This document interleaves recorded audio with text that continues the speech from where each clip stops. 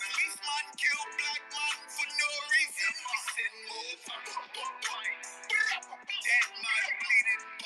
Still breathing, we give him more. All of my brethren selling. Still do no telling. What out you melon? See the pest the gunja around. Hockey boy hit the ground when that thunder sound. Bumper cuts can be found when I come around. They come down, they still rolling out the whole pound. They don't drown, them do not. We've been trying to kill each other. Peace, Dwan. Happy New Black Media Appreciation Month. I appreciate that. I literally looked down. It was 6:25. I looked up. It was 6:33. I said, "What in the hell just happened?" Man, time likes to move like that on us. I get it. Well, I'm very happy to have you joining us for New Black Media Appreciation Month Music Space. Figured I'd start with, an oldie but goodie. Not really an oldie, but I feel like people don't really know about Buck unless it's like some old stuff, Like they have no idea he's still making music, but yeah, he's still out here. He's still churning. I didn't know you were still making music. Yeah, no, I think his thing with 50 and his rights to his music, that put a big damper on things. So he's, fighting against that, and I think he had some court cases too. So Yeah, 50, man. It's a lot of drama. It's always drama surrounding him. It's like, and it's usually aimed at other black dudes, but that's a whole nother story. actually, it's not really. It kind of is kind of what I want to talk about. I want to talk about being harmonious, right? Because I feel like when we're in harmony, we're on code. When everybody's doing what they're supposed to do, when they're in the role that they're supposed to be in, then that's actually a well-functioning, well-oiled machine, and that can actually get something done. I think about music when I think about people doing what they're supposed to do. Like if you play the brass, you're not going to be on strings. I mean, you're not. I mean, you might, but you're not really. Like, Right. so I thought about you because I don't know, you break down the music. I think it's because you're an educator. I know that you've also coached, you play instruments, you kind of a renaissance. Hey, there we go. We've got modern Renaissance men around us. So shout out to Modern. you. Yep. Yeah, I'm really just a dude with ADD that get bored real fast, and then when I figure out when I like something, I want to learn everything about it. you know, I get that's I the get that thing. though. It's like I feel like I'm a Jill of all trades, but a master of none. I'm working on being a master at something. I feel like that's actually where you need to be. Well, I look like this. Uh, you gotta finish off that whole thing. Jack of all trades, a Jill of all trades, master of none. But to be a jack of many trades, it's better to be the master at one. Hey, I've It's never actually heard the rest of that. So yeah, it's shout better out to to be a you. jack of Hell many. yeah. Yeah, it's better to be the jack of many trades than the master of one. What happens if you were the person you mastered making tapes you mastered mixing VHS tapes VHR remember those VCRs, and you knew how hard they were back in the day to time the program, and you mastered that shit. And you was really good at that. Then the VCR went out of style. You know what I mean? Or you master. You got these people, they master a certain thing, and that thing goes out of style. What do you do next? So plus a lot of times, yeah, I'm sure there's certain things you master. Like I look at me, I'm a jack of many trades. I call myself jack of many trades, master at most, not all. But like drums and music, I put in my 10,000 hours. I started playing the drums when I was 13, 14. I played the drums in church for 20 years, every Sunday, two Sundays a week, midweek service. I played. I appreciate the cash app. Happy New Black Media. I appreciate that, Eve. Um, I um I played the drums in bands, in three different bands when I was in college. When I was in college, I used to only sleep like 4 hours a night in college. I would go to work, go to school, hoop, play basketball, play. I play like in two different bands, you know. So I put in my 10,000 hours with music, even though I stopped playing a lot of music about 10 years ago. I really pulled back about 10 years ago, and I'm just now getting back in the groove in the last year and a half. I put in my 10,000 hours. When same thing with comedy. Comedy, like I started comedy when I started slowing down with music. I started slowing down with music in the late 2009, 8 era. That's when I picked up comedy. And I started doing comedy a lot from 2009 to like 2010 to like 2016. I was on stage 5 nights a week, you know, and sometimes 3 or 4 stages a night because that's what it takes to get good in comedy. And although I pulled back and started doing comedy less around 2016, and I'm just now really starting to get back into it, I never stopped. Like I would never go before the virus hit. I would never go no more than a week without getting on stage, or every other week without getting on stage. Since the virus, I'll probably go 6 months without getting on stage sometime now. But I put so many hours into it. When I get on stage, just like riding a bike, it's just let's go make these niggas laugh. So I put in time, and that's how I think we gotta look at it with our different things. We look at whatever talents that we have and we compare them to other people, and we be like, well, I'm not good at this person than that. I'm not good as that person in this thing. I'm not good as that person in that thing. Well, really, it's not about other people. It's about this. Like life is golf. You know what I mean? You trying to beat yourself. That's what this is about. You trying to beat your own best score. And I think that goes into what we're talking about, like harmony and on code, because in order to be in harmony, you got to be first. If we're harmonizing in A flat, yo, you better make sure yo hit that A flat. It ain't no harmony if I'm singing on note and you not. It ain't same thing with being on code. There is no being on code until you're on code with yourself. Everything starts with one. And that's the George Clinton philosophy. Everything back to the one. Started with James Brown musically. James Brown made it a musical thing. George Clinton made it a spiritual thing. He took James Brown's, put it back to the one, and he expounded upon the one, and he made it a whole spiritual philosophy. And that's what made Parliament Funkadelic, what set them apart. Well, that's what actually set them and Earth and Fire apart. Those were highly, deeply, extremely spiritual bands, and their music was spiritually based. Although they didn't preach to you overtly, they were speaking to you from not only a metaphysical point of view, but also an astrological point of view. Part of the Funkadelic was extremely astrological.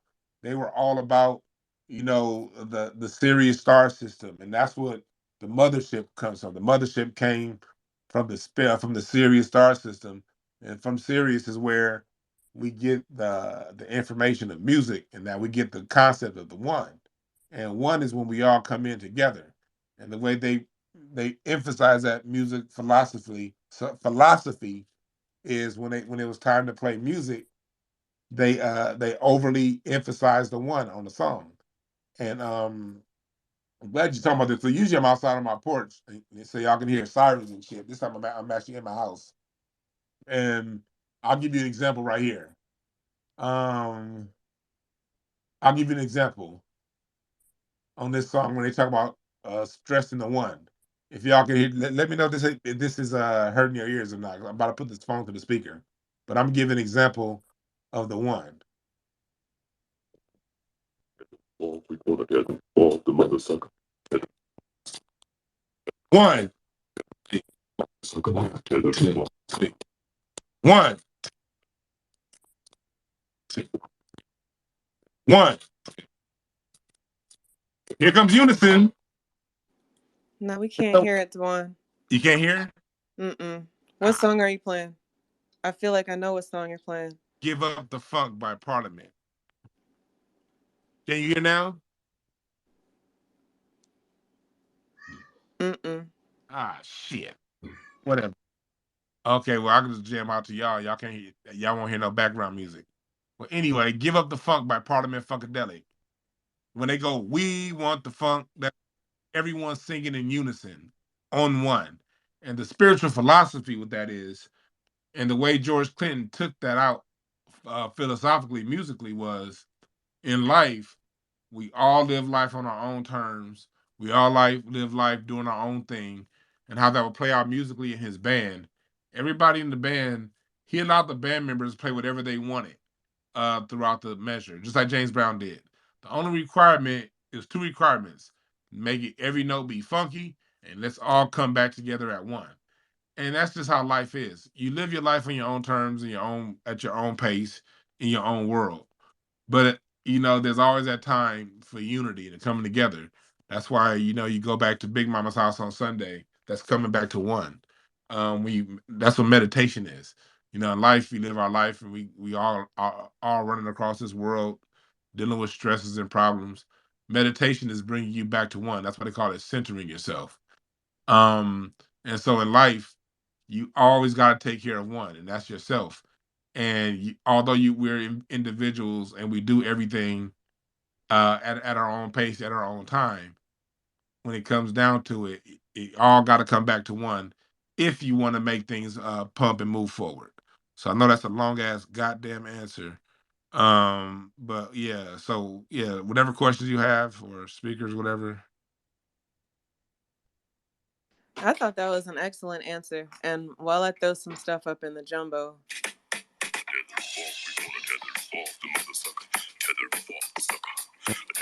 What? Stop. Do that. You, I, I hear it.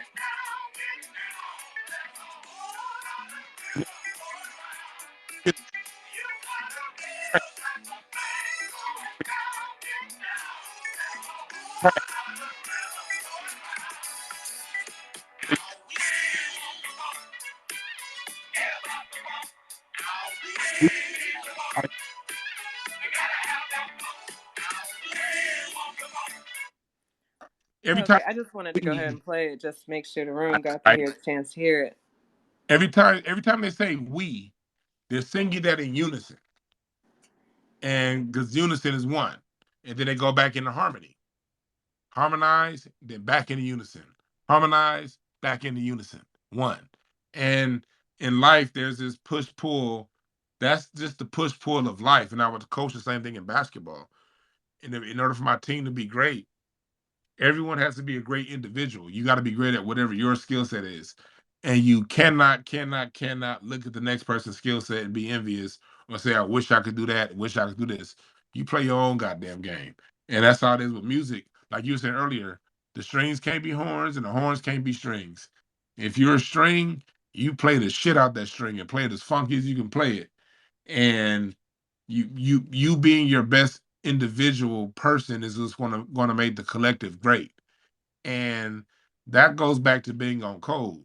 That's why like I have fun. Like all these dudes that be running around talking about what Tariq should do with his museum, and what Jason Black is doing wrong, and what Claude Anderson said wrong.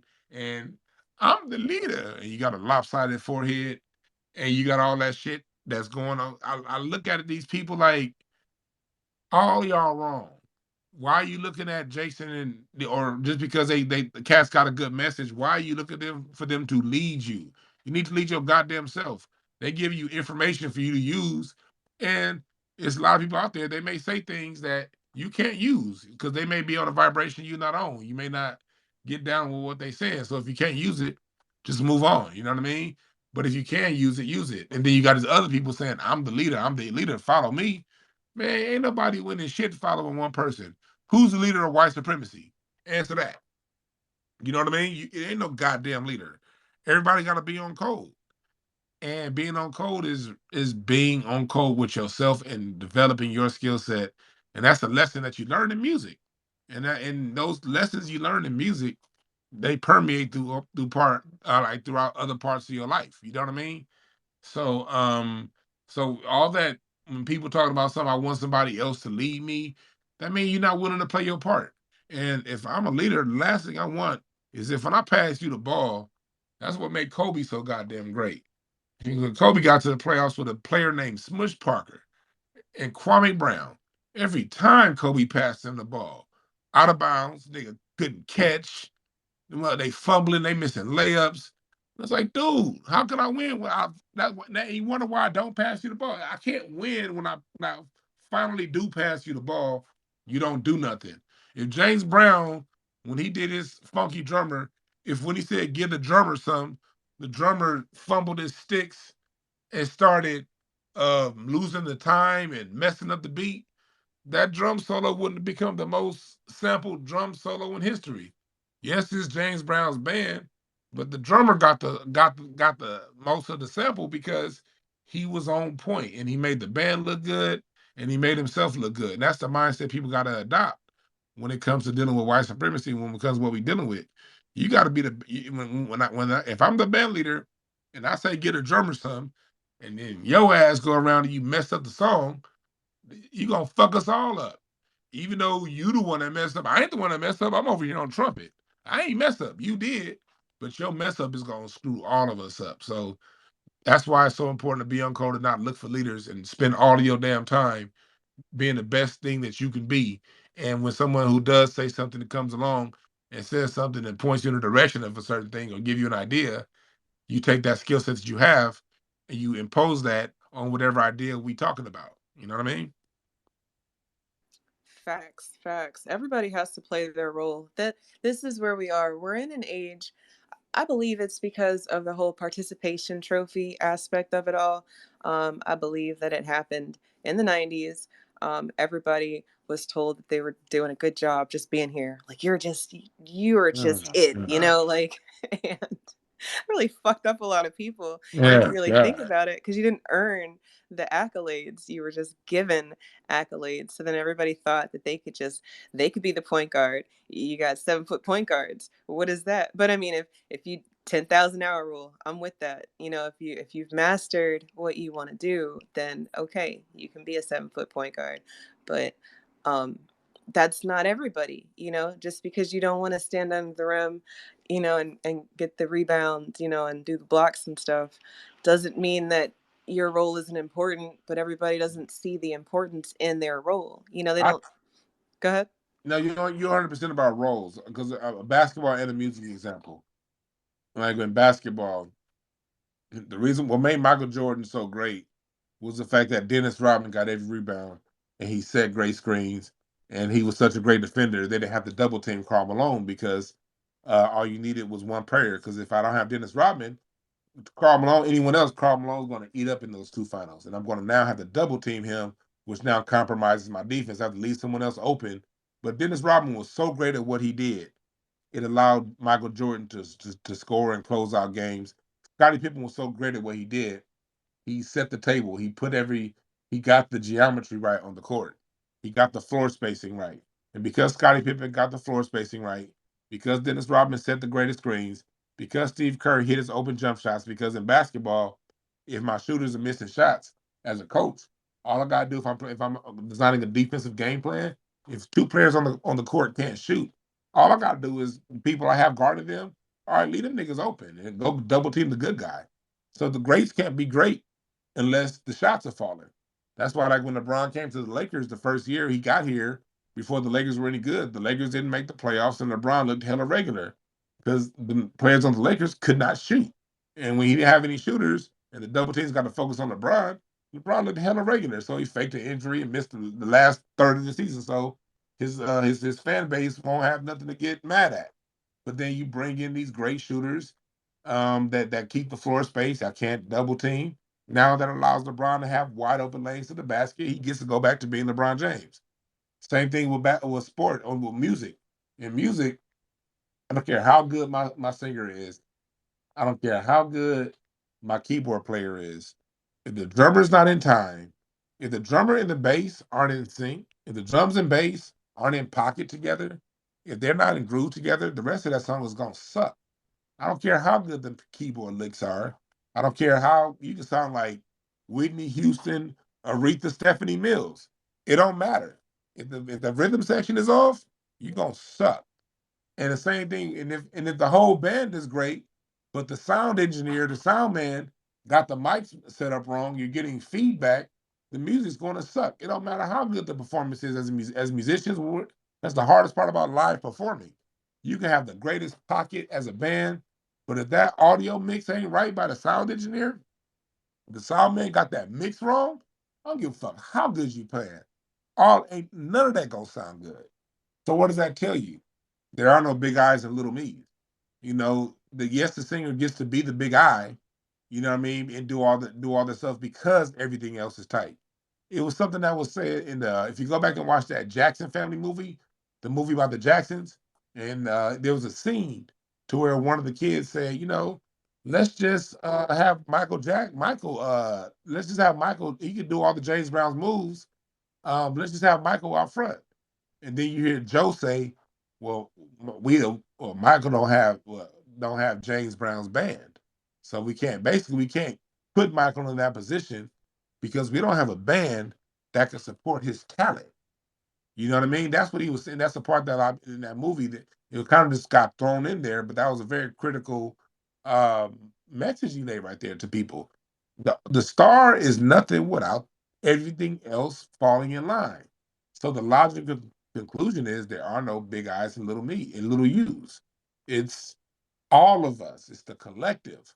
Michael Jackson, the Off the Wall album, the Thriller album, you're talking about the greatest ensemble of musicians ever. You talking about you have Joe Sample from the Jazz Crusaders on keys, on one key. You got Greg Fillinganes, the most recorded keyboard artist of all time, on the other set of keys. You got Louis Thunder Thumbs Johnson from LA, by the way, one of the greatest bass players ever from the Brothers Johnson on bass. You got Wah Wah Watson on guitar, who done played with everybody from James Brown to Earth, and Fire, one of the most recorded guitarists ever. Paul Jackson Jr. on guitar. You have George Duke that was playing some keys. You have James Ingram singing some background, and I mean, you have uh, the the the set of musicians that were on those albums. It's just like that energy into Michael Jackson. It propelled Michael Jackson to another level. Not saying he wasn't great. He was great, and he still is great. But it's the fusion of everyone coming together that on code, everyone in harmony, everyone on code with one common mission, and the mission has to be to make the song great. That goes back to being on code with us as Black people. That's why you never see me getting into all these beefs between Twitter space groups and shit like that, because my thing is as long as you care about reparations, if you got a different way of doing it and I don't understand it, look, I'm not smart enough to understand everything. I know that about myself. So I'm not gonna spend time arguing with you. As long as you ain't hurting us, you know, getting in our way and saying a whole bunch of dumb shit, then I'm gonna leave you alone. And the people I can fuse and gel with, I'm a I'm a fuse and gel with. It's like that in music. In music, it's certain mixes that just don't work. Like sometimes, like I talked to my father-in-law all the time about being in the studio back in the 70s and 80s. You can have the greatest drummer, but that drummer don't fit like for this song. Because I asked him, I said, did you ever record any music with Bernard Purdy? Bernard Purdy is the most recorded drummer ever. And he was saying he did a few songs with him, but for a lot of his music, the Purdy sound wasn't what he needed. And then we were talking about like James Jamerson. James Jameson's probably if you listen to go watch that movie, Standing in the Shadows of Motown. They really dig into who James Jamerson was, the greatest. And see him playing the bass on What's Going On. All of those Motown, most of those Motown hits was James Jamerson. And I asked him, I said, did you record with Jamerson a lot? He said Jamerson was one of those that you had to know Jamerson was gonna play Jamerson. And if you was a producer, say you want someone to play boom, boom, boom, boom, boom, boom, boom, you knew Jamerson wasn't going to be disciplined enough to just play that bass line throughout the whole song.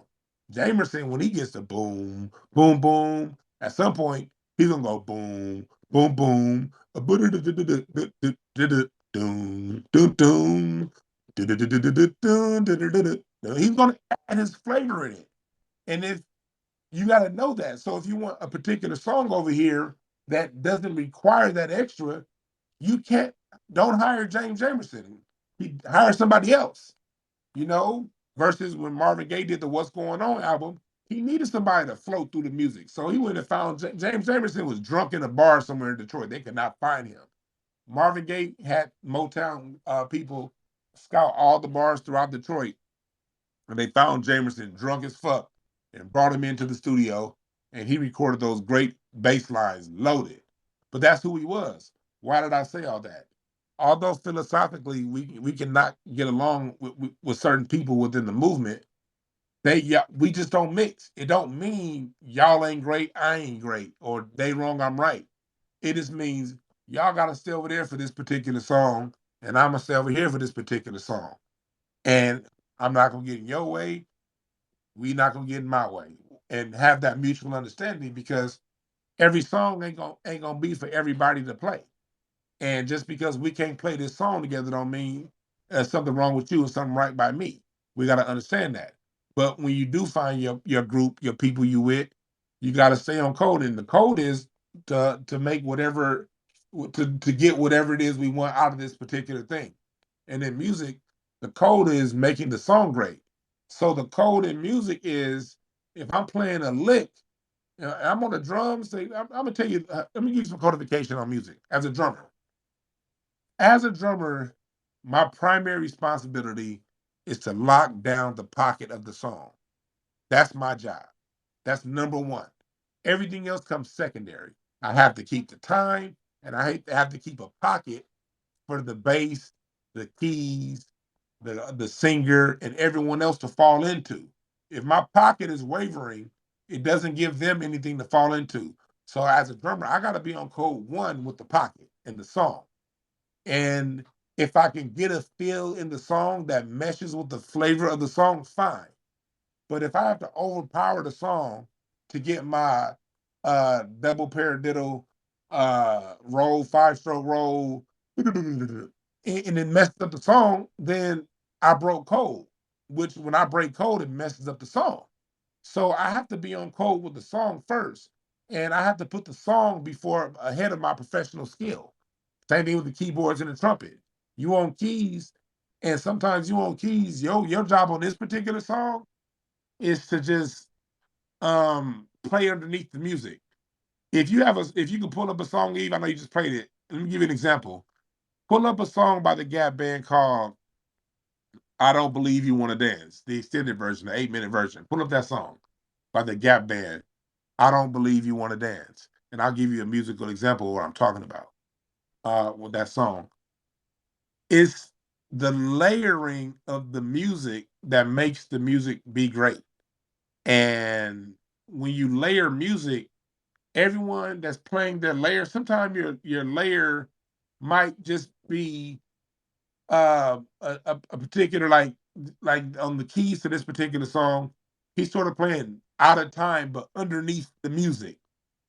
And then the congos are just playing that's all he's playing the whole song is and then the bass is just playing 1, 2, 3. I got you. I got you. Go ahead and play that. Listen to this layering. Here comes the bass.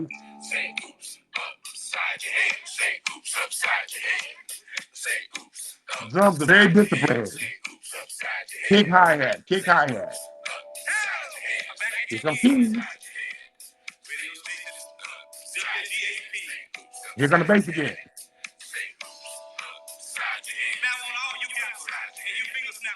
Just listen.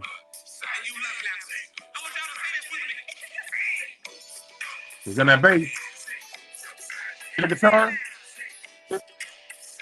Get the congos.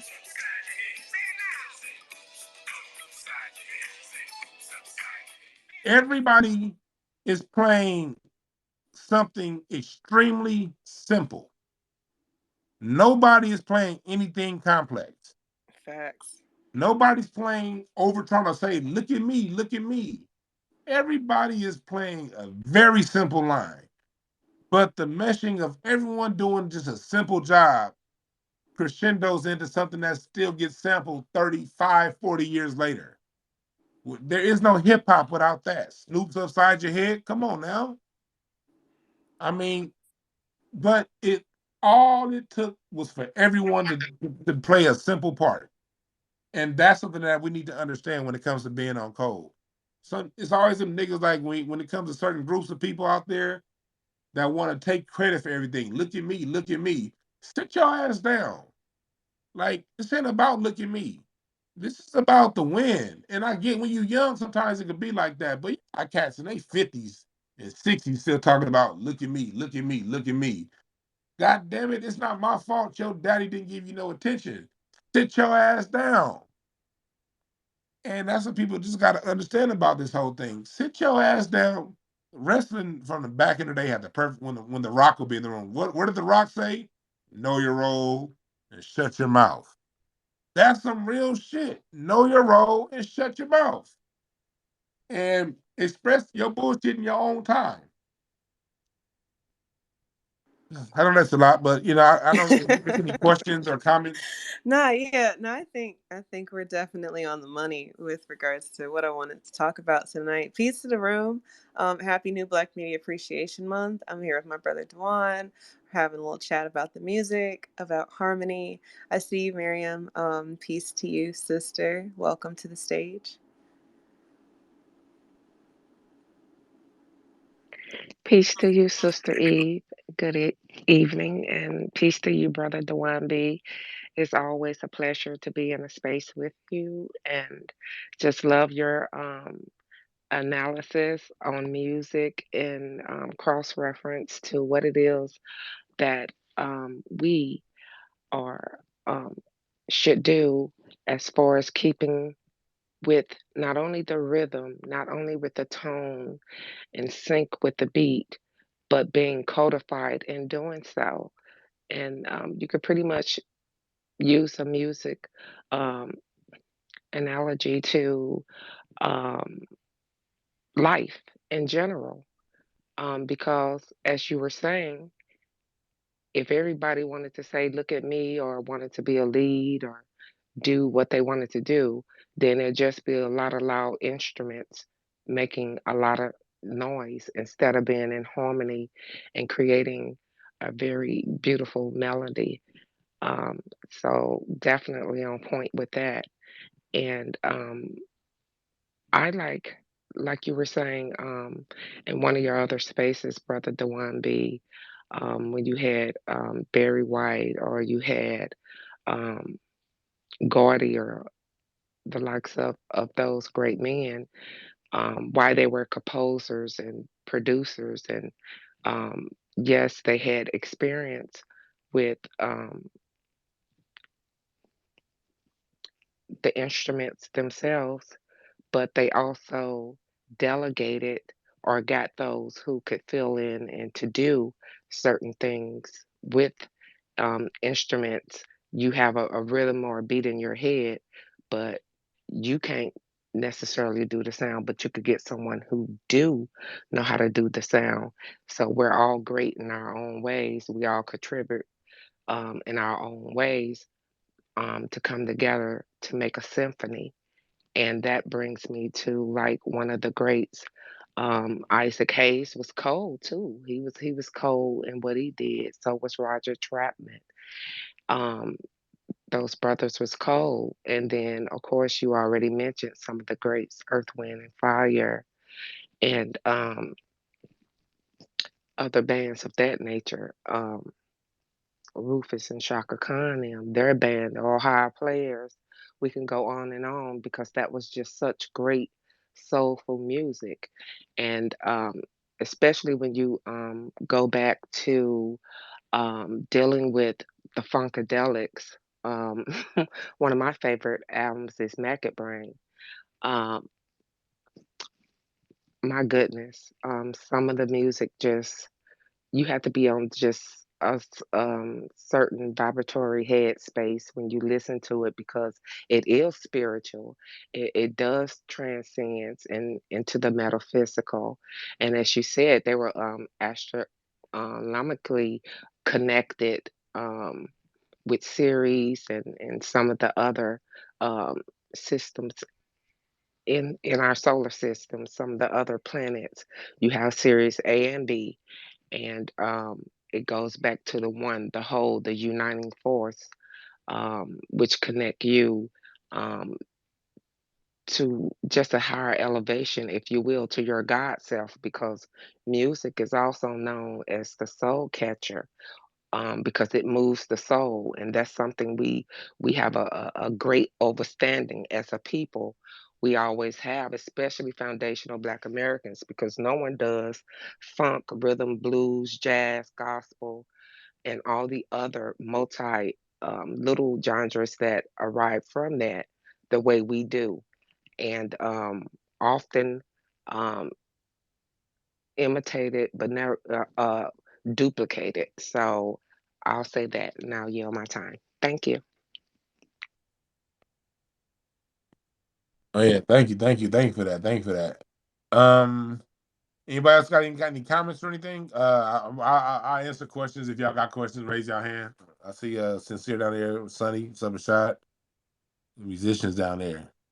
So I'm we talking. saying it's a few musicians in the room. I would love for y'all to come chop it up with us about the harmony. Maybe you've been in a band and that nigga just would not play the right part. Or maybe y'all know, look, here's something that makes me so sad are these aspiring rappers, but they haven't made it. And it's not that they don't sound good, they just don't know the right people, I guess. And then if you don't know the right people, it's like a dime a dozen. It's a bunch of people out here who can rhyme, but what makes you special? I don't know. I think maybe you're not doing the right role. Maybe you're not supposed to be on the mic. Some harsh realities that people got to face when the math ain't mathing quite like they wanted it to math. He cold. I'm just saying. Like Hey, I try to support, especially if it sounds good, but it's like, where yeah, are we so going? what it is, a lot. Here's the thing when it comes, and this is why I was saying I'm actually not tripping on AI music at all. Like, cause I know, I know, I know, like I know. When it comes to us and our soul, when we do it right, there's no machine that can get in the way. The issue is with all the technology that's entered music over the last 40 years since the 80s. It's made music accessible to everyone. And people who should be taxi cab drivers or DJ, people who should probably be like a Rihanna, she should probably be a model. She's a beautiful woman. She should probably be an actress. She's not a singer, but the technology allowed her to be a singer. The technology, has allowed people to get big names. The technology has allowed people like Puff Daddy to just basically loop shit. Don't even change the key. Don't change nothing. Just loop a bunch of shit and get somebody to sing over it. Technology has brought in mediocrity to music. And music for the last 40, really, especially the last 30 years, music has been like the only place to where the mediocre can get to the top. Like if I were to judge music since the 90s, starting in the late 80s into the early 90s, starting in the late 80s, on the R&B side, and then on the hip hop side, as you get into the late 90s, it's like if we're talking, take using a basketball example, it will be like the developmental league or one of those trash ass European leagues, um, where the people run like they have two left hips. It will be as if those people were the NBA, and the NBA guys will be cast off into playing some old random league in Brazil or where they don't get paid anything. Well, that's how it's been with music over the last 30 years, since 35 years now. The the the less talented have been running everything. And then when you do have talent, the talent is being suppressed by the less talent. And this is what I mean by that. You'll hear some stuff that's recorded in the studio. The producer did the shit right. It's musical. The singer done belted it out, and the music sounds great. And then here comes some less talented, no talented ass person in the suit, usually with a name or the last name like Horowitz or some shit like that, or Getz, and they'll come and say, "Hey, that's a little bit too aggressive. Why don't you redo the song and pull back and make it something that people can sing along to?" So the suits will have the musicians and the producer totally dumb down the song that dumbed down version of the song that is now just sounds like a basically pseudo karaoke song. That's what gets released. And oftentimes, and I really realized that when I had these women out there used to go sing in my church named the Johnson Sisters. They later on to became a singing group out of the late '90s that called JS. And I remember them at church when I was a kid. Them three women can sing their ass off. I mean, sing. One of them ended up marrying Ron Isley. The other sister married Philip Bailey, the lead singer of Earth and Fire. They got married around the same time. I think the one that got married to Philip, I think they're divorced. But the one that married Ron Isley, they're still married. But they came out under R. Kelly, and R. Kelly released a song called Ice Cream in like 98, 99. And when that song dropped, these extremely talented sisters that can sing. When I tell you their three-part harmony was on the level of the Emotions and the Jones girls. These women had they had three-part harmony for your ass. But when that song got released, they were whispering. And that's what the late 90s were all about whispering. They even had Mariah Carey, as great as she sings, they had her whispering in it. If you go back and listen to Vision of Love Mariah, then listen to late 90s Mariah. She goes into um she whispering and shit. And all that late 90s was when that whisper era came. And you had people who could really sing their ass off whispering. And then from the whispering in the late 90s into the early 2000s, you get into the straight up, that's when Estelle comes and tell me now, I want to sing. And you get all these foreign motherfuckers come singing. That foreign people get to sing, but the American black women have to whisper. And you know, and then it devolves further into Rihanna, and then the weekend and all this shit that we got right now. But that started out of that '90s whisper era. Really, just they you had the women and the men around who could actually sing and belt out a note, it was the people in the suits, the less talented ones, made them play and dumb their game down, and then they started to bring in less talented people to where now your people who can really sing, they're relegated to singing at church, doing random jazz gigs and these little open mics. I mean, these open mics here in LA all the time with the music. There's some singers out there, y'all. I'm on this scene. It's some motherfucking singers out here. I don't know if you remember that dude back in the day. He gay as fuck, but he's still a homie. Cool as fuck. James Wright. If y'all remember that Patty Pie, y'all remember the Patty Pies dude that was like Patty Pies, and yeah, I remember that dude hit the emotion if y'all emoji if y'all remember him.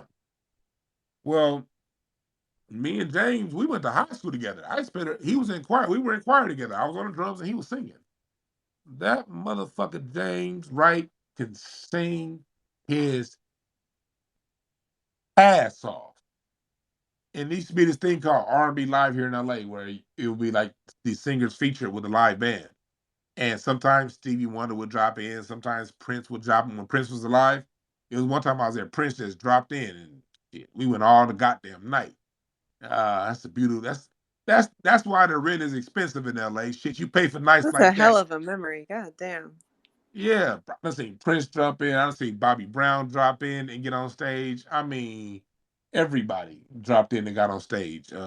Charlie Wilson when he was around, but James used to sing. It was like once a month on Tuesdays in LA. Um, and so James would sing, and no matter who professional got up, James would sing their asses through the ground. Did James ever get a big deal? No. James had to write for these other dudes that need an auto tune. And so the real singing in music, the real people, they get relegated to the minor league.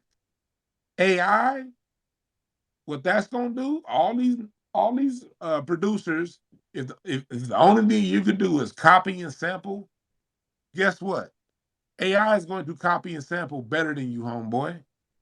If the only thing you can do is when it's time for you to sing, if you don't actually hit that F sharp with your vocals that God gave you, if you can't actually hit that C sharp minor ninth with the vocals God gave you and you need auto tune, guess what? Auto tune is going to out sing your ass. This whole AI thing is going to take out all these mediocre motherfuckers that have been dominating and controlling our music over the last 3 decades. It's going to render them irrelevant. because it's going to do it better than them. And so, what does that mean? That opens up space for the people who actually took time to learn instruments. It's going to open up space for people who actually take time to refine their voices to sing. Because when it comes to music, no AI, no program can outdo the human. See, we got this thing as us Black Americans, especially Black Americans. Nothing, because our music is called soul music for a reason. It comes from our soul. And what they've done with all of this dumbing down the music and taking the live instrumentation out, the effect is it's removed the soul. So soul has been effectively removed out of the music over the last 30 years. So replacing that shit, that pop top 40 shit with AI, that's nothing because you have people who are 25, 30 years old who, if they didn't take time to dig deeper in the crates, if they only listen to what come on the radio, they've never experienced real soulful music if they only listen to what's on the radio and they're 30, 35 years old. They don't know what it is. So they're going to easily go for that AI shit. But when it comes to music itself, that soul, the people who actually look for music, you're going to find the next crop of music stars, and you can record this space and say I said it. The next set of real stars in the next 5, 6 years, they're going to be real people who can actually play music because there's something in all of our souls that connects to real soulful music. And we've gone without it. And the minute new people come along that actually give us that, they're going to start to go to the forefront. They may not get the mainstream push. Like look at Anderson .Paak. Anderson .Paak been a soulful guy for the last 10 years. They didn't want to finally start giving him credit until he had to lower himself to perform with Bruno Mars. That was Anderson .Paak had to lower himself. I'm not shitting no shade to Bruno Mars, but that's two different levels of musicians right there. And the real one, the real cat is Anderson .Paak. But Bruno Mars, again, he's one of these people who they've dumbed our music down so much, he seems as if he's the real deal. And, so all of that stuff, man, these metaverse concepts that are coming up with these holograms and shit, man, that's going to take all that phony, fake ass music out. So I say it's a good thing. It's a silver lining around that cloud. Uh, Absolutely. I'm kind of scared about the AI music because I think about the energy behind it. Like, what type of marching orders are people about to be on listening to some music that was created by a robot? let me tell Like, you are something. people thinking about that? Let me tell you something. We've already been on that. Like Yikes. AI has already been around. Let me give you an example, and I use this example all the time. This is when I knew our minds had gone to shit when it comes to what we accept in music, and this is my generation because I was only 23 when this song dropped. 24, Laffy Taffy, uh, uh, uh, that's a program, and then that Laffy Taffy, that's programmed. That's just warped. Dude. It ain't no movement. It ain't no. And who's telling what hurts that song was programmed at? What there are all times there. What subliminal messages is playing underneath when you hear this? Dun, dun, dun, dun, dun, dun. When we accepted that, just like I said, that's on the rap end. On the R&B end, when we accepted Usher, and I don't like shit. I know a lot of people like Usher. And I'm not here to shit on Usher. If you like, I'm not saying you shouldn't like that. But what I'm saying is when do do do do do do do do when that gets to become a number one rhythm and blues hit, there was very little rhythm and no blues in that song. But so when that gets to be a top number one R&B hit, and again, I don't like that's why I don't shit on the kids. This is my generation that accepted that song. I was in my 20s. That song was targeting me when that shit dropped. I'm not that was that I'm a millennial. That's millennial ass music right there, boy. And so when that dropped and we accepted that, I can't criticize the next generation for accepting the weekend because we accepted that. And I'm not saying again, I'm not saying that that's bad, but that whole sonically, when you're not dealing with live musicians and you got this repetitive hook that's electronic and it just screws into your brain. That's why music today, like they can make you have a hit. They can make you like a song just by repeatedly playing it. So when you go back to that, that's basically AI music. Without at least Usher used his voice. But then, but we get to listen to B2K. B2K, what the fuck was that? That music, I'm just being realistic musically. What the fuck was B2K? That was gimmick music. We accepted that shit. I'm a millennial. My generation accepted that shit. You know, we accepted a love song in the late 90s. And I'm stepping on some toes. I'm sorry, y'all, but we got to be real. We accepted a love song that said, "Meet me at the altar in your white dress. We ain't getting no younger. We might as well do it." Let me tell you something. That's the weakest ass goddamn reason to ever fucking get married. We ain't getting no younger. See, Might as well. I, I always think that when I hear you talking about that song, because you're not wrong. You're absolutely right. Like the the creativity is not there at all. think about this. Smokey Robinson had a song that said easy. It should be it should be it's easier to take the wet from water and the dry from sand than anything to take my love from you. Nigga, how do you go from that? How do you go from the Harold Melvin and the Blue Notes? Oh, Eve, were you playing the music through your phone to make it work? Yeah, through my phone. Oh, okay, I could do that. Shit. Look at this. How do you go from that from oh shit. God damn it. These iTunes be tripping. Now I had a song queued up for your ass. And that song is not working. But how do you go from um the whole town's laughing at me?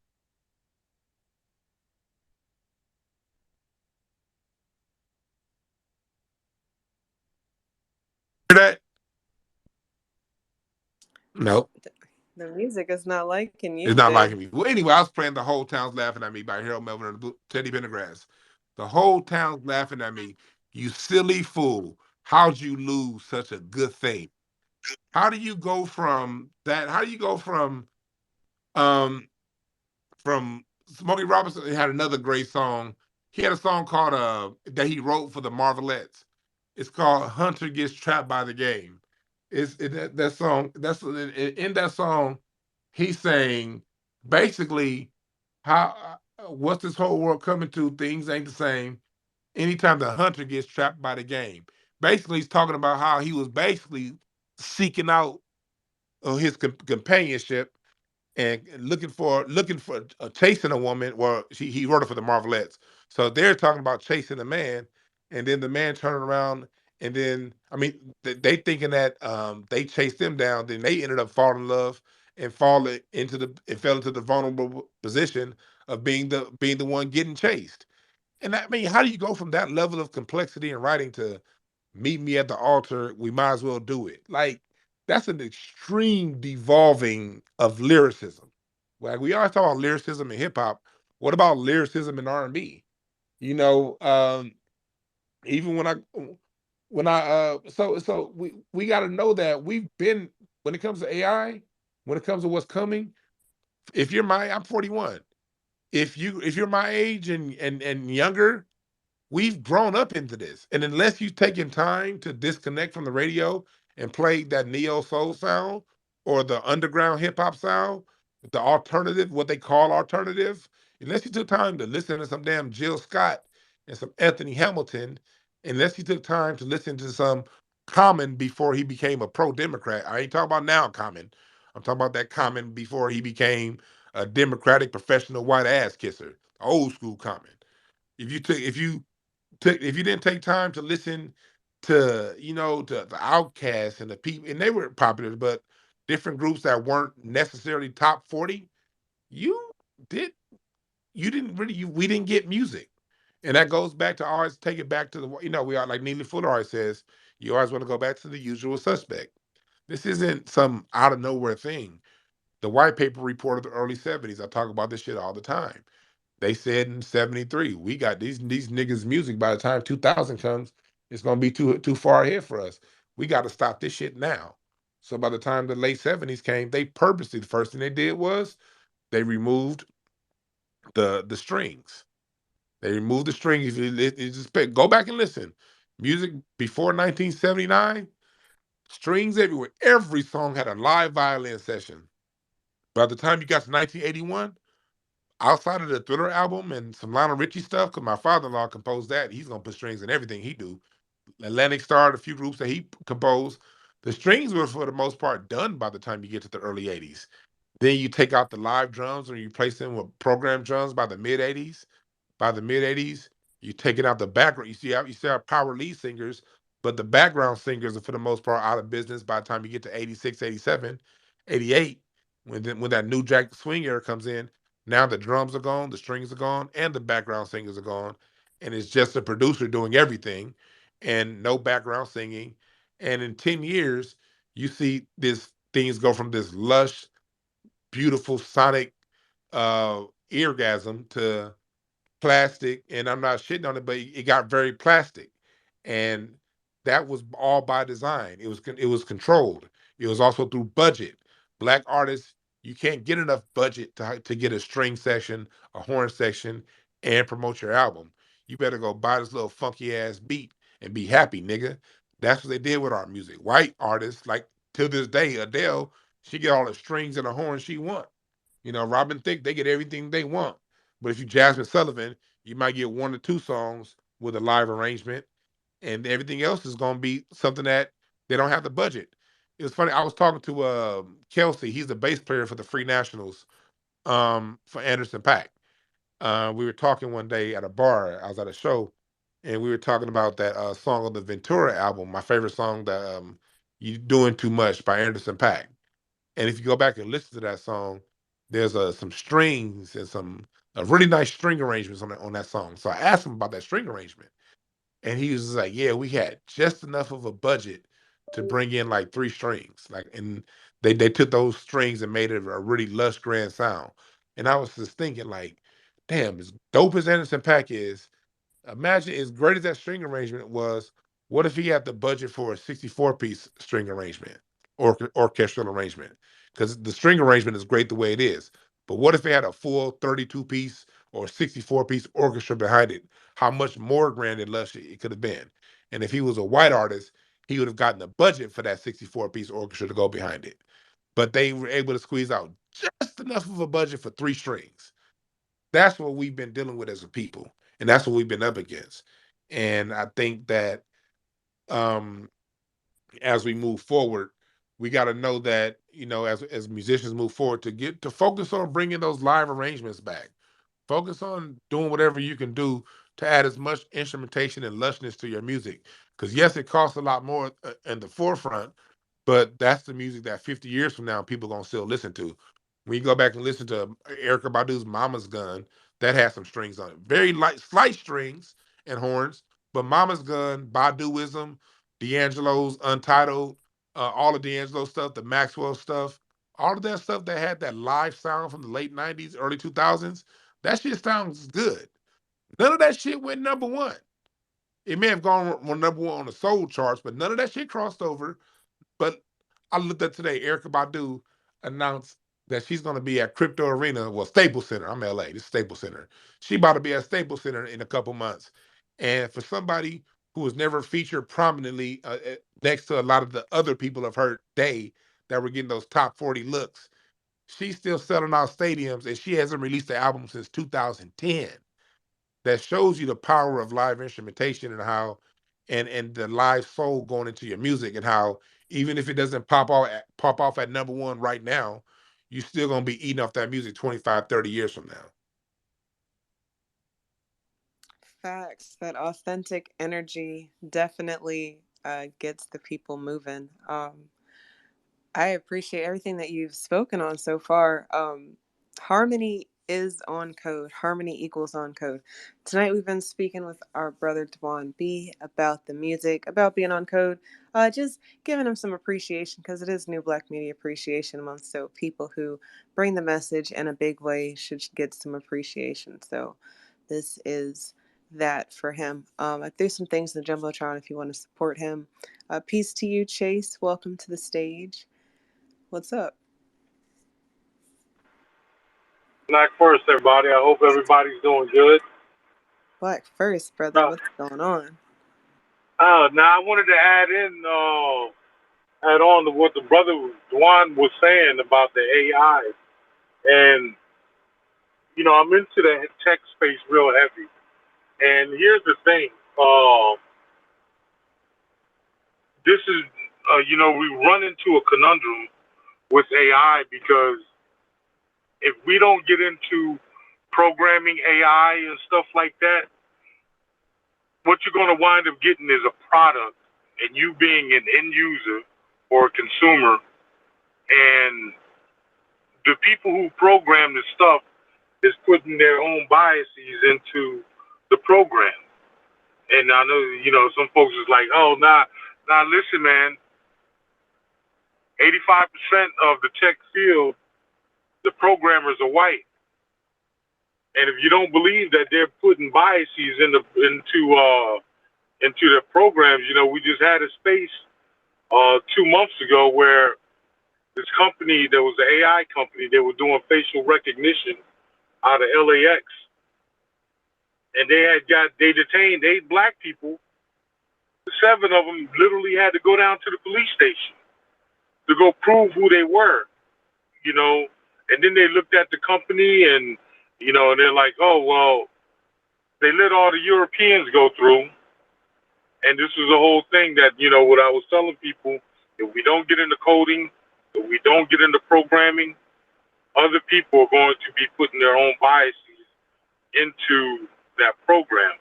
And, folks be off on the thing, and they don't, they talk about they don't really understand programming and all that stuff. If you could work Facebook and Twitter and do all of these different things on Instagram and stuff like that, that's pretty much basically how the tech works. You just have to sit down and make yourself comfortable with the technology and use that to your benefit, And I'll be doing a lot of stuff on the blockchain and everything like that and trying to bring awareness to folks. And I'm always left with the thing where they just want to be consumers, and that's not the right mindset. If you go look at our latest statistics in the tech field, that goes from anybody that's using technology in the United States. We're not that far behind white, Latinos, and Asians. Whites are at 26%. Latinos next are at 16%, and Asians are at 4%. We're at 10%. And that number's a little skewed because they're adding, they're not counting, black Americans and separately from other black people, that are over here. So, they lump, but we're not that far behind. We're 4 points behind Asians in that, so, I don't see why, we wouldn't or shouldn't get into, into the tech field, so I wanted to add that on there. And you're not going to get, with AI, you're not going to get what Dwan was talking about, that soul in the music, but it'll help you get you on your way. You know what I mean? For anybody that has aspirations, And that's coming from somebody who's not a proponent of using AI. I don't use AI for nothing, so. Yeah, man. Thank you for that. Thank you for that as far as the programming goes. You're right. Programming, the AI program is only going to get what the people who program the music put into it. And when you got these people putting what they put, they can't put soul in the music. They don't have it to put into it. Hell, half the black musicians I know ain't got no goddamn soul. So, and in the way I see it, but again, AI can help. for people. But the way I'm looking at it, honestly, is it's like for those who cook. I'm not really begging. My wife is a cook. She knows how to cook her ass off, and she does everything from scratch. And when I was used to eating other ways, I couldn't tell if something was from scratch or not. Once I got on my wife's cooking, and I could tell, the difference between food from scratch, and you see the difference. And no matter, even if we get black people programming AI, at the end of the day, there's something deeper I'm trying to get people to understand when it comes to music. Music is a straight up soul connection between you, yet this telepathic communication with other musicians, and the universe. And it's a connection with your emotions. And AI can't emote. It can't emote no matter who puts it into it. No matter who's programming it, it can't emote. And music, soul music, is an expression of our emotions. That's why if you listen to any musician worth their weight, they'll tell you it's not about the note. It's about how you play the note. It's about the feeling. And music imitates, and the feeling is like, that's why that's what the difference in genres are. Genres, people get caught up in, this is heavy metal, this is blues, this is rock, this is funk. When really at the genesis of all the different genres of the same music, at the basis of it, my father-in-law talks about recorded music from back in the 60s. We were talking the other day about the golden days of recorded music. And he was talking about how, like, back in the 60s, they would have the first session might be at 8 in the morning. He said for some reason pop was always early. The pop session might be from 8 to 11. Then the next session might be a country western session from 12 to 3. And then he said the R&B was usually a little later. A lot of the R&B stuff, how niggas gonna nig. Whether you talking about the old school days or now, usually the R&B sessions were non-union. Niggas just kind of coming together after doing all their union gigs. And like us black people, like we are, being the community that we are, some of our music, the musicians couldn't necessarily afford a union gig. But the black that was putting together that song, the producer, so the black musicians who spent all day recording on those other songs and white songs, the country western songs, they would kind of come together at night and do non-union gigs, kind of little secret gigs for the black artists, being the traditional FBA culture of looking out for one another. But I said that to say, when you talk about that music, whether you talk about country western, blues, rockabilly, rock and roll, it was literally the same musicians. Literally. You'll hear some Paul Simon, White Boy, Vanilla hit, and the same people playing, the session musicians playing that, 2 hours later it was playing for Sam Cooke. Then 3 hours after that, they were playing for Willie Nelson. And then the next day they was playing for B.B. King. When it comes to the different genres of music, they're just different expressions of emotion. And it's the emotion that makes the song. This is the emotion that you're putting into the music that deciphers the difference between a country western song and a funk song. The tempos are the same oftentimes. The notes are oftentimes the same. But it's the feeling that transmits, that's the difference. And the feeling is the absolute supremely most important part of the music. And that's why these crackers done spent the last goddamn 40 years, 50 years doing what they can do to take the feeling out of the music. So when it comes to our music, it's like anything else. You can build all the AI you want, but no matter how AI it is, AI is always going, when it comes to music, AI is always, always, always, always, always 100,000% of the time going to be Burger King and McDonald's. Always. That's what it's meant to do. This is made for mass consumption. It's not made for quality. It's not made to give you any substance. It's made to sound good, just like McDonald's is made to taste good. It's just made to sound good. It's not going to give you anything.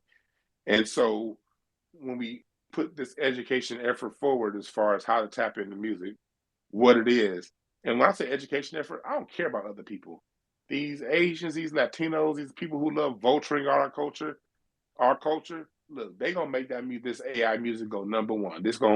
It's gonna be an AI artist that wins a Grammy before 2025. I can almost guarantee it. You know what I mean? They're gonna push. They like imitation versions of our music. So let them have it. For Have you heard us, of Brother Dwan? Have you heard of that? They had produced. They went and made the data sets, and they compiled about like 100 different rap artists. And these guys, I want to say they're out of.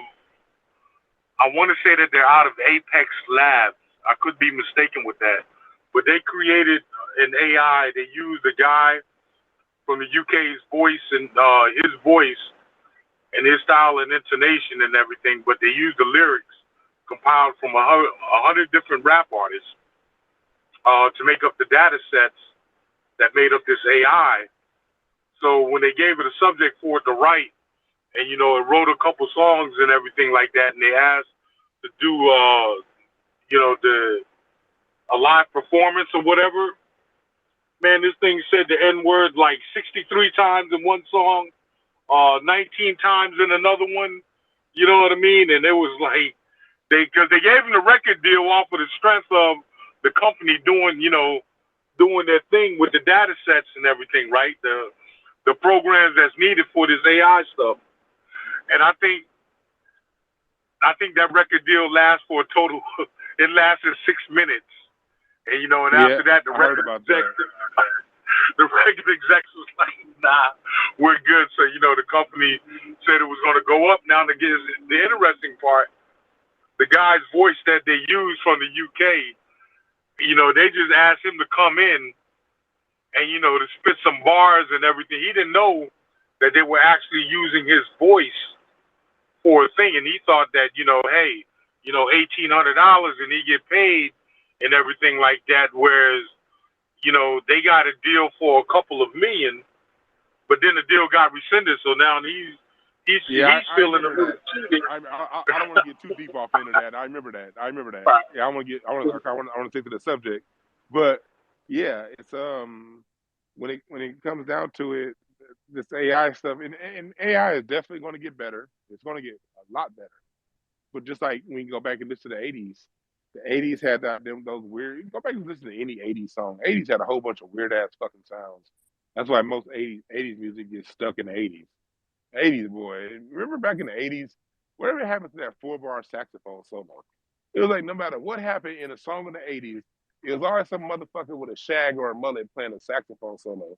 Whatever happened to the saxophone nigga? By the time the 90s, the saxophone nigga was out of work and retired. But no more saxophone solos by the time you got to 1991. But between 81 and 89, every song had a saxophone solo. It was just this music became so formulaic in the 80s. And outside of the live saxophone solo, you had these funny sounding drums, these funny sounding keyboards. Go back and listen to Whitney Houston's first album. Great vocals, but listen to those. Go listen to the song All at Once, the keyboard. It sounds like one of those, remember them Casio keyboards we used to get if you was born in the 80s? Yeah, your sister got that little Casio keyboard for Christmas and it made the little cheesy ass sounds. That's how it was in the 80s. But by the time you got to the 90s, the sounds got a little more refined. Then the 2000s, they've been refining these sounds over the last 4 decades. And to the point where if you go back and listen to the first time a string was ever recorded on song was a song by Stevie Wonder called Village Ghetto Land. The song Village Ghetto Land, that was the first time a string section, a keyboard was used for a string section. And you can feel this, it sounds good because Stevie's playing it, but the movements aren't natural with the strings. Well, now when you hear a keyboard string section, it sounds pretty damn like a string section, but it still doesn't sound like a string section. Why am I saying all this? The technology always gets better, but it never hits. That's why when you listen, going back to what I was saying about the example of artists from the 90s and the 2000s, the artists that took the time to play a live sound, like Ashanti and Ja Rule, they were on top of the charts, at the same time that somebody like, say, Music Soul Child wasn't. But if the two are going through a concert, Ashanti and Ja Rule need to be on a concert with 15 other niggas from the 90s and from the 2000s in order to sell out a show. They're not going to sell out a show by themselves because that music just don't last. Now, if you get 20 of them niggas from that era, of course we're going to go because they all have one or two songs that we want to hear once or twice. But it doesn't, you can't compare it. Look at going back to the 80s, Anita Baker. The 80s was when music got real cheesy and shit with all them goddamn weird ass sounds. Anita Baker didn't fall for it. And when she came out with her music, she fought tooth and nail to keep the live sound. She did. Anita Baker's music from the late 80s still sounds like it did back then. With other music from those same decade, those same years, when they used the up-to-date current sounds and sonics, those songs may have sold more records then, but those songs are stuck back in the goddamn 80s. And Anita Baker's music is going to live forever because she did it the right way. That's why I just keep saying all that AI ain't nothing to worry about. It's just AI is just kicking out niggas who shouldn't be musicians anyway. You in the way. Get out the way. We need some real musicians in the house. What's up, Sonny? Yeah, peace to the brother Sonny, to the other new speaker on the stage. Look, what I was thinking about the 80s, they didn't have enough Tina Marie, right? They couldn't just plop a bunch of her all over the place because we started being able to interpret the sound. I feel like people said back in the day they didn't know that she looked like what she looked like, that she's definitely an envelopian woman. And now, you can tell. I mean, they try to mimic our sound, but the energy is not the same. And I'm glad that people are waking up to that. You're right. I'm glad you brought up Tina Marie. I'm getting to Sonny real quick. But I'm so glad you brought up Tina Marie. Because there are always white anomalies. One thing we got to remember as Americans, for better or for worse, a lot of these crackers are our cousins because somebody's grandmama got raped. And so a lot of these crackers are our cousins. We're just going to tell the whole truth. And it only takes 2 generations to whiten up a bloodline of people. There are a lot of people who are currently white now who really do got some of that shit in their blood, some of our shit in their blood. We just can't tell by the way they look. And Dr. Clyde Winters talks about this. You go and study Dr. Clyde. This isn't me just trying to say, let's come together. I believe in separation. So this ain't no we all need to come together bullshit ass talk. Separation. And for the record, neither does Dr. Winters, just throwing that out there. But, you're right. You're right that the genetics is, they like to hide that from us. But you're right that they don't want us to know. Look, they don't want us to know that they have us in them. They want us to think that it's just inside of them naturally. And it's like, nah, that's actually not you. That's right. See, you get what's his name, the guitarist from Motown was a white boy, the drummer from Stein and Family Stone and Rufus Chaka Khan. These are white boys.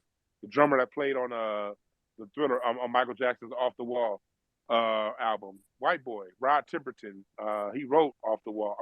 He wrote Always and Forever by Heatwave, and he turned around and wrote Rock With You by Michael Jackson. Rod Temperton is one of the greatest songwriters ever. You get these anomalies every now and again, and Tina Marie was one. Tina Marie was Venice Beach. She's an LA chick. And I know people who knew her, and Venice Beach was an eclectic area in LA. That's where on one block you got the Shoreline Crips. Across the block you got the Nazis, the white boys. Across the block you got the Mexicans. And that's always been that was like the low rent area of the beach. Before gentrification, every area of LA had a higher rent area and a low rent area. Venice Beach was a low rent, nestled between Marina Del Rey, pretty high rent, and Santa Monica, very high rent. And Marina Del Rey was in the middle. And in that you had this eclectic mix that in the 80s it was still, you had it all. And Venice High School kind of had it all. And then Tina Marie got brought in through Rick James. And they did like 3 or 4 albums on her before they finally released one. They didn't know what to do with Tina Marie. They just knew she had that voice. But Motown spent about 4 years with her before finally releasing a project. They had to really get her right. They really groomed her right through Rick James. And and that's what really she was, and she had it. And another thing I'll say about Tina Marie, she was respectful of the culture. She never came in saying, "I'm white, I'm better than you guys." Everyone I know that knew her, I didn't know her personally, but everyone I know that knew her, they all said that Tina Marie, she was never came in as that white woman that was in charge. She kicked it with the black people. She went to black churches all the way through the time that she died. It was crazy because I was over a couple months ago. I was kicking it with Tashina, and Tashina was really close with Tina Marie, and she was just playing me some of her music that Tina sent her right before she died, and she was just telling me stories about kicking it with Tina Marie. Love went back on a set of Martin and shit like that, and just how dope and down Tina Marie was. And I think that's why, and black people show how we are when you can do when you can do what we do and you good at it, we will open up and embrace you. And if white folks learn the Tina Marie lesson and accept the embrace, but chill and kick it, don't try to lord over us. And if you have Tina Marie's legend and her reputation is solid, set in stone for people from LA, anybody who knew anything about her, because she was one of the anomalies that were white, but she never turned around tried to claim the culture, and she never tried to lord over the culture. She nestled herself within the culture, and she knew how to sit her white ass down and just sing her music and stop all the rest of that bullshit. So yeah, Tina Marie, it's always gonna be a big love to her. I'm talking too goddamn much. My nigga Sonny on stage. Peace, Sonny. Welcome to the state. Happy New Black Media Appreciation Month. Look, I think that you are Black media as well. Anybody who is doing the work, getting the message out there, it's I time to agree. be appreciated. So get some love. What's up? Yeah, man. Peace to the family, man. Shout out to my brother Dwan, my sister Eve, everybody else, the rest of the family in the space. I think that yeah, it's always a great conversation when we talking about the music. I've been a part of the music industry for a while now. Everybody knows I own my own recording studio down in Orlando, Florida. We've been open for 6 years. East Room Suites, right off of Orange and Central on the fourth floor. We pretty much got the whole wing now. Um, three recording rooms, two lounges, in the kitchen.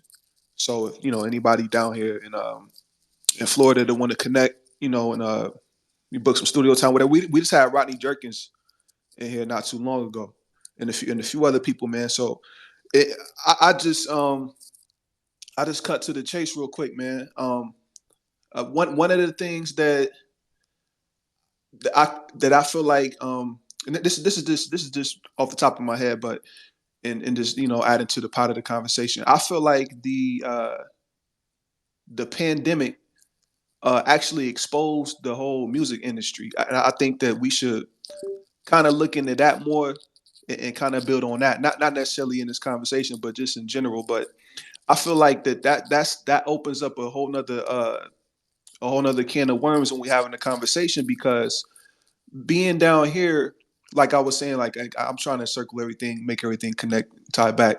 But being down here, right, the studio is in the middle of downtown Orlando, and downstairs there's Club Tier, around is Club Beacham, it's Club Zen, it's clubs and bars all around where the studio is, and I live not too far. I live a few blocks from the studio, so I pretty much just walk back and forth to work.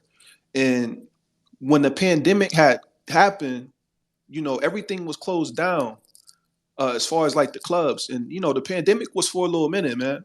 Especially down here in Orlando, Florida, a lot of people couldn't go outside and things like that. And a lot of people had to actually sit at home, spend time with their family, and actually listen to music. And I think that actually exposed the music industry, because when people were making music at a certain frequency that you only have to hear it in the club. Like you got to get intoxicated, you got to get a few drinks in you, and things like that. And when the pandemic happened, you were forced to sit down and actually listen to music. Like, hold up, you know what I'm saying? Like, and I feel like that kind of opened and shed a light on the music industry, because when you're at home and you're cleaning, doing the dishes, running the vacuum, you're not really listening to, a lot of the shit that they playing in the club. And if you do listen to it, you like, it's. Hey, I Go don't ahead, want to Dwan. Dive into I don't want to cut Dwan. you off. I don't want to cut you off, but no, I didn't see that angle until you just said it. I didn't see that angle. Now, if you said it, I completely see the angle because I've talked about this before. The 2000s, and I'm gonna let you speak more, Sonny, but I want to make this point. The mid 2000s ushered in the club banger era. Before the 2000s, the club bangers was just a good song that was at a dancing tempo. When you go back to the 90s, when you listen to a lot of the songs that was hitting in the clubs, those were good songs that was just at a dance tempo, especially in the 80s. All that fun ass music in the 80s ain't my type of hype. All that kid, those were some good songs. Especially when you go back to the 70s and talk about what part of it was laying down and what you niggas in Ohio was laying down, all that Ohio funk, all that shit, all that Ohio late 70s funk, that Steve Arrington, nigga, Lakeside, all that LA sound, Rolls Royce, the New York sound, BT Express, D Train on the funk side of the game, the Atlanta sound, Brick out of Atlanta, where you talking about the OJs out of Cleveland, this was good fucking music. It just happened to be at a dancing tempo. Barry White out of LA. Tower Power, what Sonic Family Stone was doing in Oakland, it could function out of Oakland. That was good fucking music. When you get to the 2000s, that's when it's all about the 808 and the snare. And it's not about making a good song anymore. It's about filling that vibration up with 808. Because at 808, when that shit get to pumping, it will reverberate through your spirit. And it don't have to be a good song. If you in a club and you drunk, all you need is that do do do do do do. That's everything. Fuck everything else. That's all that matters. Sonny just brought up a good motherfucking point. When you can't go to the club, all of that rattling and shaking and shit don't mean nothing. What is you talking about in your song? What music is gonna get me interested? Because first of all, 9 out of 10 people listening to that shit ain't even got the sound system that's gonna interpret that club music properly. You're gonna get club music interpreted properly. You need some expensive equipment, some subs, some tweeters, some mids, and they got to be adjusted right. If most people listen to the shit in their car, and nigga, your car got goddamn IBM computer speakers in it, rattling and shit. Niggas is listening to music through basic ass headphones. You getting these little, or you listening to worse than basic headphones. You listening to some Beats headphones. You just got raped, got charged all that goddamn money. Them Beats headphones sound like some shit that my grandmama used to buy me at Kmart. And niggas have spent $400 on them hoes. And they just give you better off spending a third on a pair of basic ass Sonys over buying some damn Beats. But that's a whole nother conversation. Whatever sound system you listen to is probably some bullshit. So it can't even interpret them club bangers properly. So now it comes down to, do you make good music? And so, Sonny, since you said that, I'm going to start studying that personally.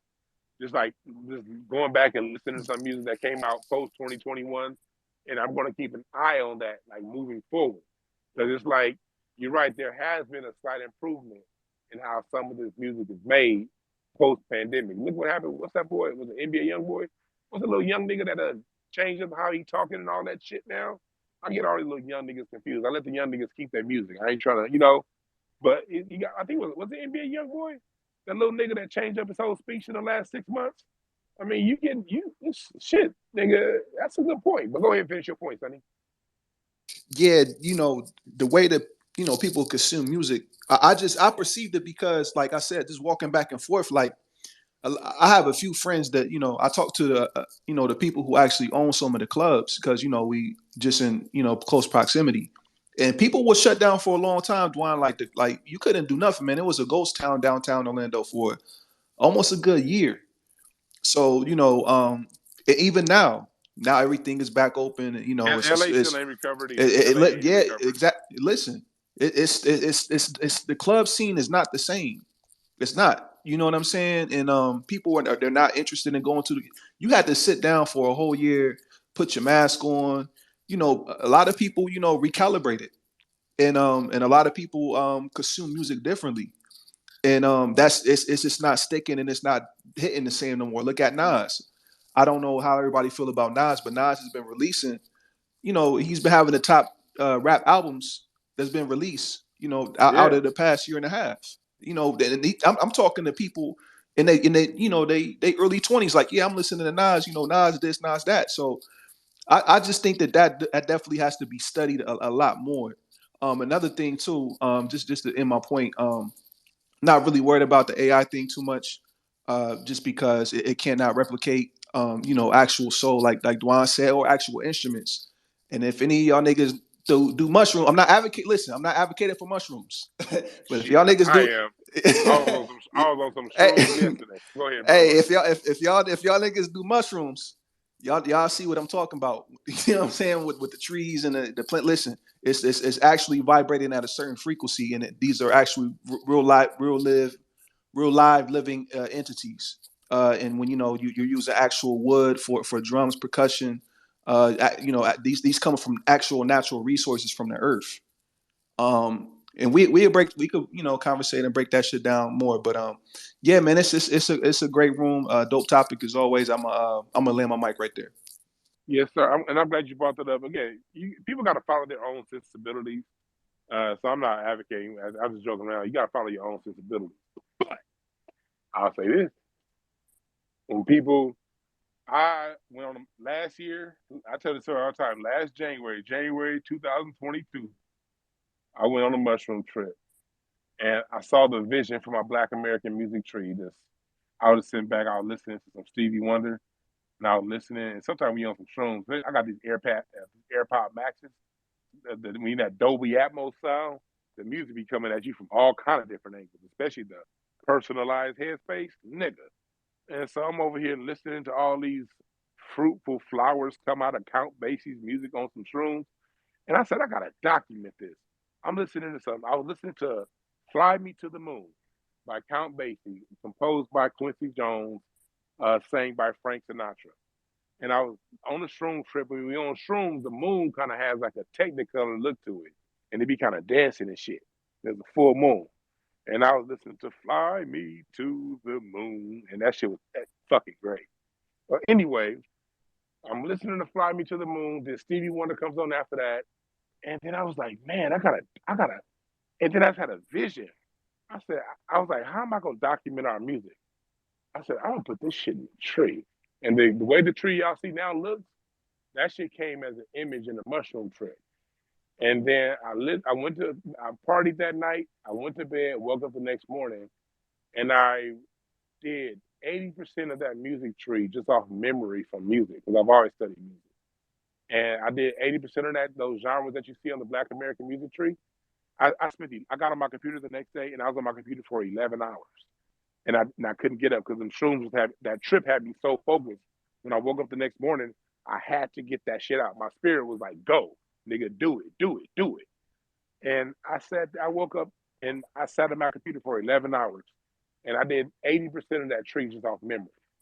And then from there, I went and bought like a whole bunch of books. I invested a whole lot of money into some out of print books and research stuff because I was like, if I document this shit, it better be right. I don't want nobody coming along later saying, this is wrong. You didn't say that. So I went and spent the next 3 or 4 months just in the tree, making sure chronologically I was accurate. But the whole project came out of a shroom trip. So when people be like, man, that stuff, people get on drugs and it makes you unproductive. Shit, let's compare calendars. If you believe that, let's put my calendar next to yours and let's see how lazy weed smoking and shrooms make a nigga. I challenge anybody to put their calendar next to mine. Matter of fact, I'll be hosting comedy at the Hidden History Museum next Wednesday here in LA. Cedrick Should History Museum. I'll be hosting on Wednesday. Got a very special surprise guest coming through. Can't announce his name because he's very big time. And We couldn't afford his ass, but he coming through. We got then I got my show coming up Friday, Saturday, April 29th here in LA at the Comedy Chateau. Freeze Love is coming out of retirement from comedy, and he's gonna headline my show. That's me and Larry. We're gonna do our thing, our back and forth thing that make you niggas laugh. And then May 26th, Dallas, Texas. The tickets will be on sale tomorrow. Well, I actually could put the link up there tonight for the conference. I'm doing a comedy show the Friday night before the conference. And those tickets are gonna go up sale tomorrow. And so Dallas, Texas, get your tickets ready for that. And then I got Slink Johnson headlining that show, Black Jesus. He's headlining that show. And then in June, I'm doing my 6-week Cardology Academy for people who want to learn how to read playing cards. If you want to impress your friends and think they're playing poker, but you start reading their whole life to them, when you see that Jack of Diamonds come out, and you be like, you play too much. That class is starting in in June.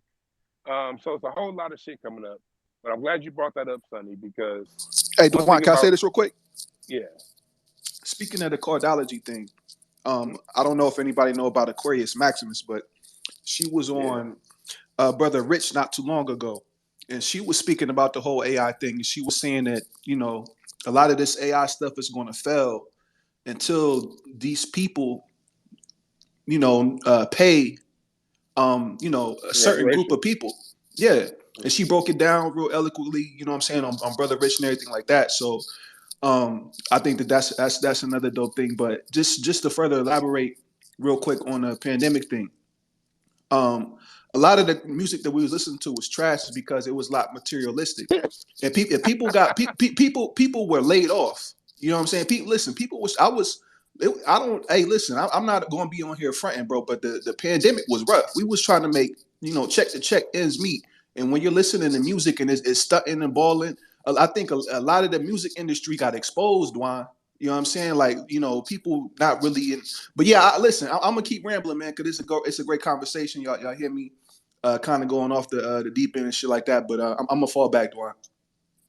Yes, sir. Yes, sir. Yes, sir. But like, I encourage people, like, look, listen to some music on some motherfucking shrooms. Boy, if you want to hear some music, go on a trip. I know second was first. I do want to get it sincere because I did, but I know second was first. And then I'm going to go to sincere. Hi, Just Steve, and hello, Dwan B. I love you guys. You're awesome. Dwan B, I just want to just reiterate just my sincere thanks just for your creating the Black American Music Tree. I have a question in relation to AI. Do you think that as we, as foundational / Native Black Americans, as we continue to proudly delineate and with respect to countering AI in our music, do you think that we may have to go back to our roots of the Chitlin circuit, which of course consisted of our network of nightclubs, theaters, juke joints back in the day, in order to, reduce the force of AI in our music? Wow, I'm glad you brought that up. I'm gonna like bring a different perspective. I love what you just said. But let me bring a different perspective to it, because it's not a fight between AI and natural. See, one thing that the European gets us always in they framed our mindset, and this isn't me criticizing you, so don't take it that way or nobody in the room, because this is my mind too. This is, nigga, we all poisoned by this shit. So this is, anytime I'm talking about something, I always speak from the perspective of I myself is part of this issue, because I was poisoned. We're so framed as Americans to pit one thing against the other, but when we do that, we don't really find resolution. And so it's not about taking AI out. It's all about promoting what's real and putting out there, because a lie needs to be told 1,000 times a day. The truth just stands on its own. So when you put the real against the lie, the real is always going to win. And so it's really about pushing the win. And you said something, sister. I'm glad you said this about like pushing the musician, like going back to the chitlin circuit. Yes, it is taking us back to the chitlin circuit. But the point of going to the chitlin circuit isn't to necessarily directly take AI out. The point of going back to the chitlin circuit is because we as black Americans, Native Black Americans, foundational Black Americans, we're in the middle of a cultural revolution right now. And the cultural revolution, part of a cultural revolution is to take things back to the basics. And the chitlin circuit to the basics.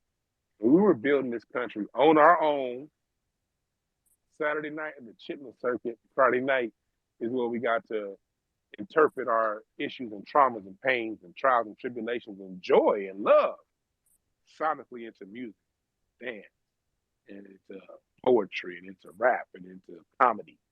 Because we are so dope. We do all that shit. We go through all that shit. And then Saturday night at the chitlin circuit, it turns into the greatest art the world has ever seen. And so right now, we're going through a whole lot of the people. We're as oppressed as we've ever been.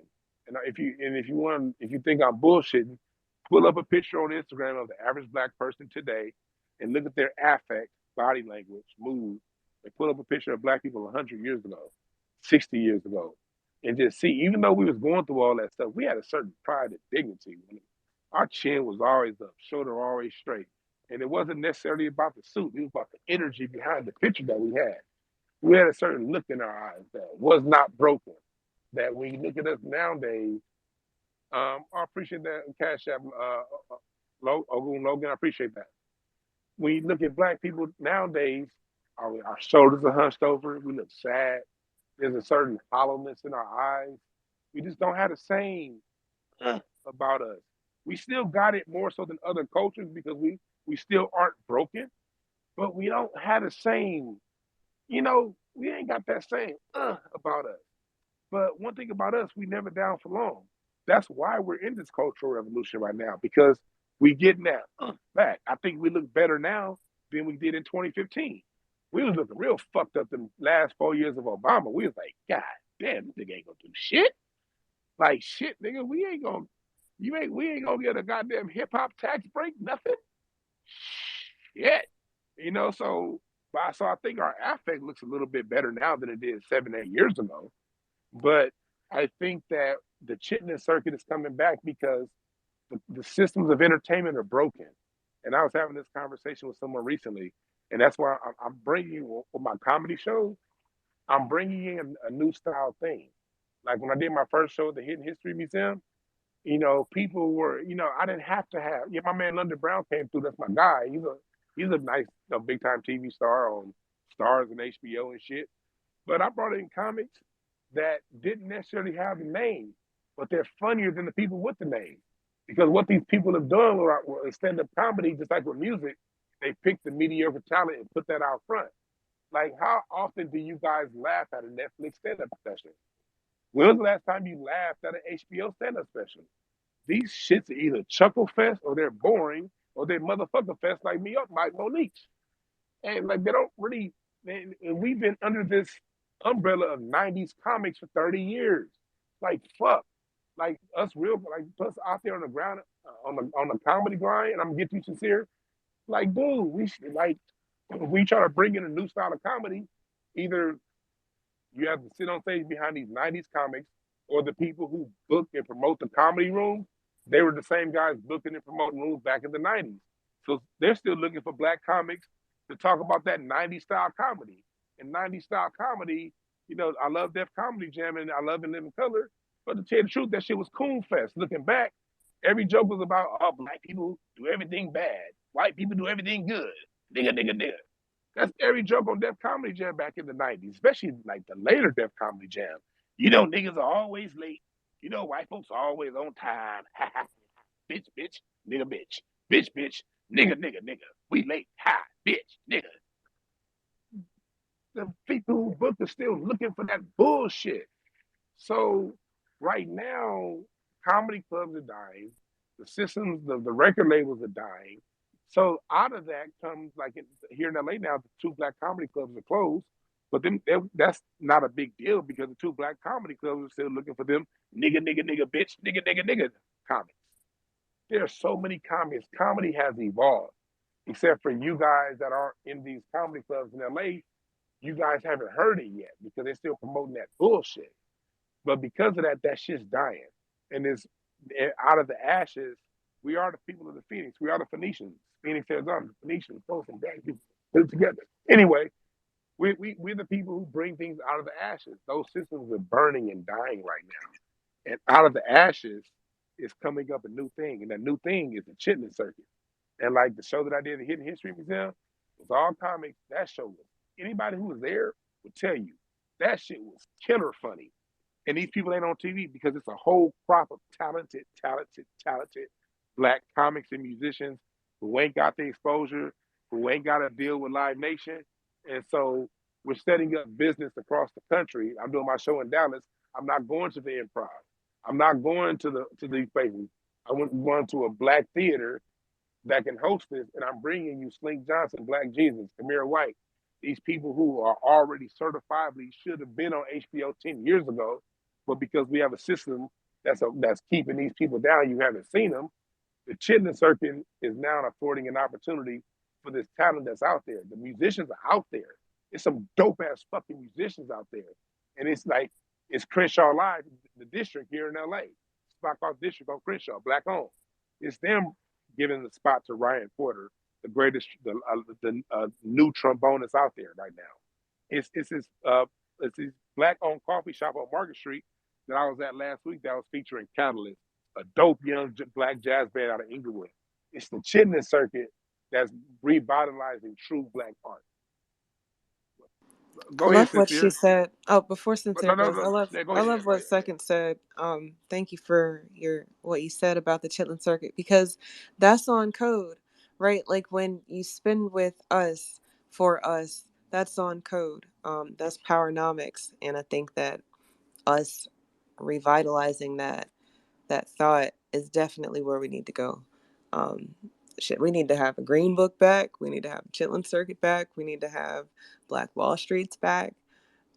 All of that is us being on code. So as long as we can protect it, get your power tools up. Again, happy new Black Media Appreciation Month. Look, Dwan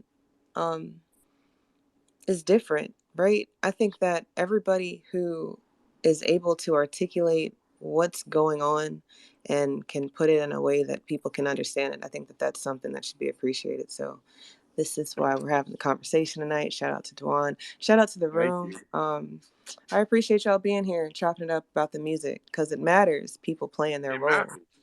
Well, you said something, Eve, about being on code, and this is what I want. This is the point I forgot to say, and I'm glad you said that to finish off my point.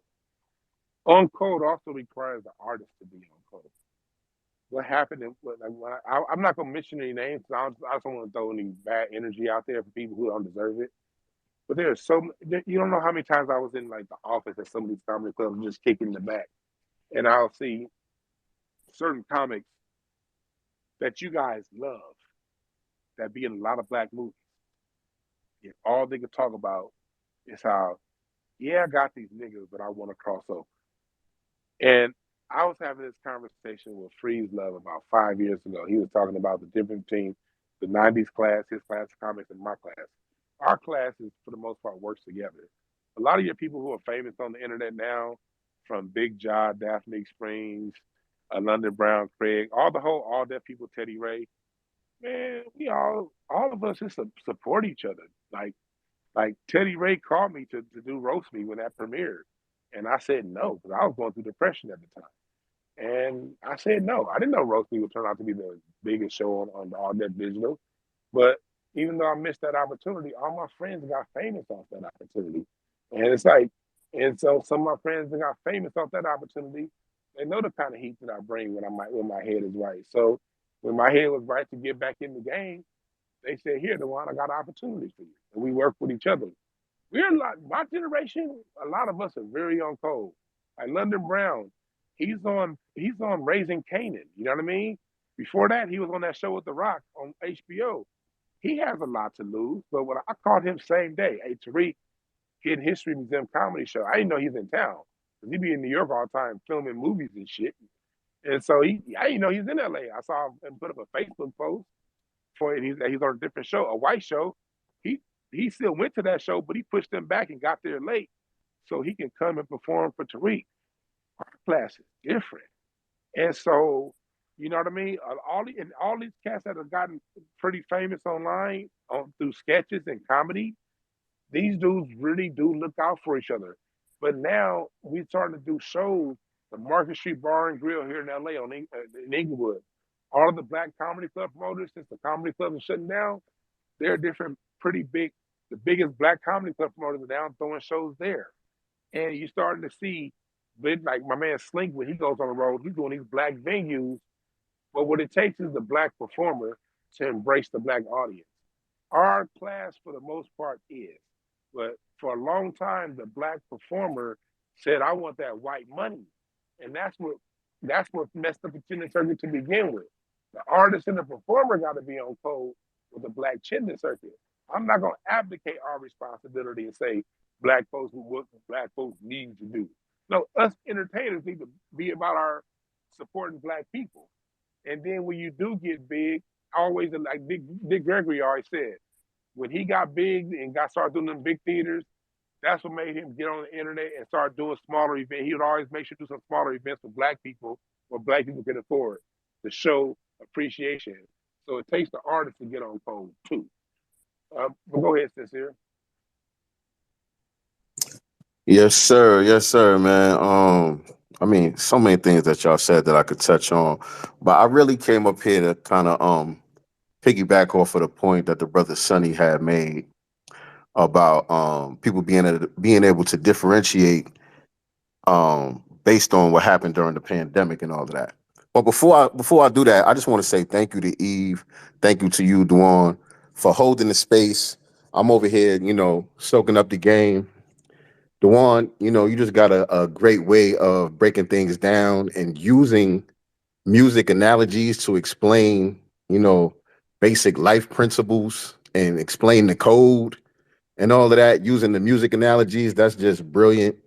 I really want to give you your flowers, brother, because I don't take for granted the fact that you take the time to come on here and pour into us and tell us all of these stories. You know what I'm saying, that you have, and that you don't keep it to yourself. I really don't take that for granted at all. I'm glad that you do what you do, brother.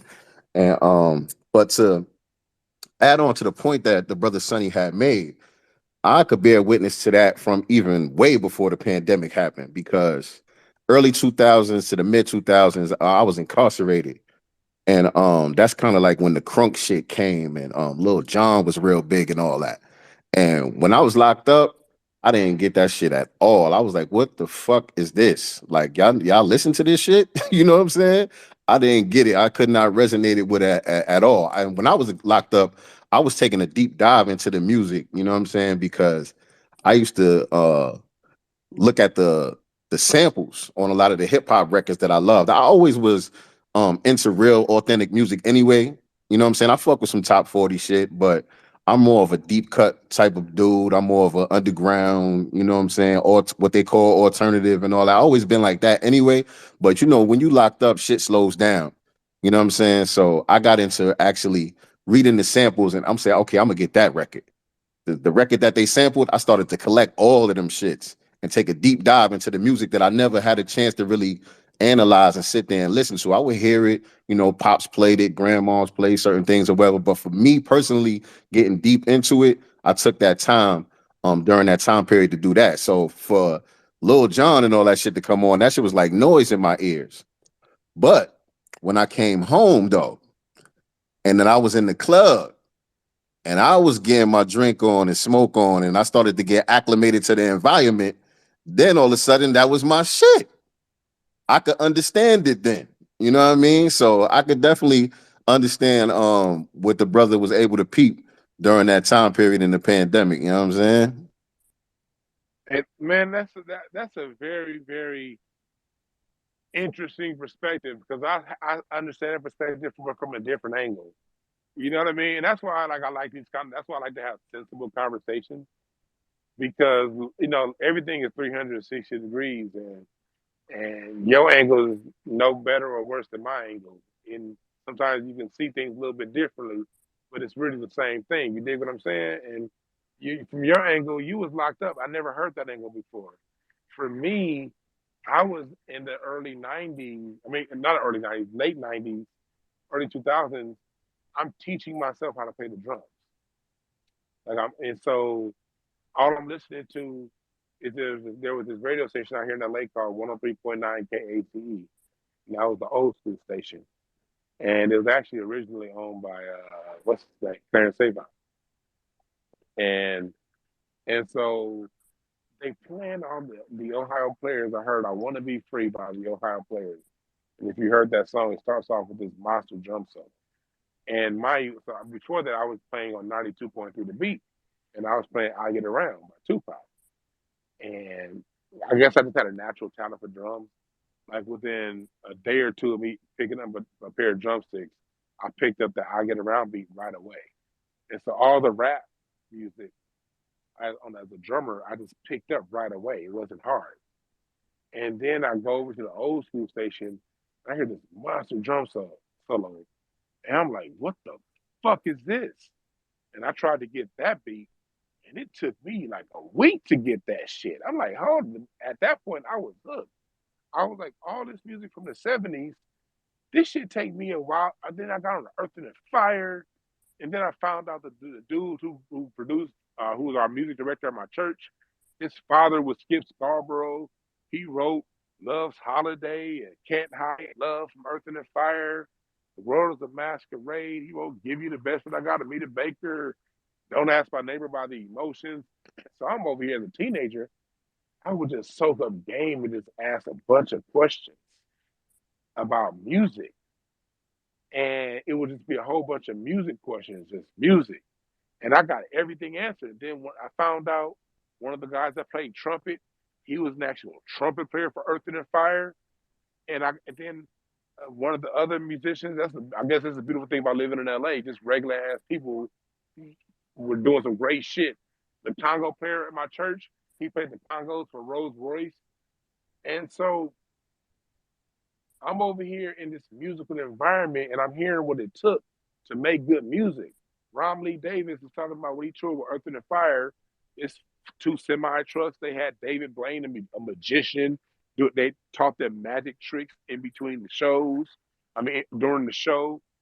And I'm looking like, whoa, I'm just listening to all this dope information. And Skip Scarborough was telling me about his days managing Confunction in the late '70s and writing these different songs. And then I turn on the hip hop station and I hear, and I had to go to church, and I'm over here having to practice modulating from a C to a D, and I'm over here learning these tags and learning all this music. And then I turn on the radio and I'm listening to Chick Corea and Herbie Hancock, and I'm into Miles Davis and John Coltrane. And I go back to the regular stations and I'm like, what the fuck is this? But before I started teaching myself how to play the drum, it all sounded the same. And I had gotten so immersed in the '70s music and into jazz. Then when I was just totally disconnected from anything that came on the radio from like '98 to like 2006 is when I peaked back in. Like I was still listening to certain stuff. Like I would always listen to Common when he dropped something. Erykah Badu, the neo soul style. I was into that.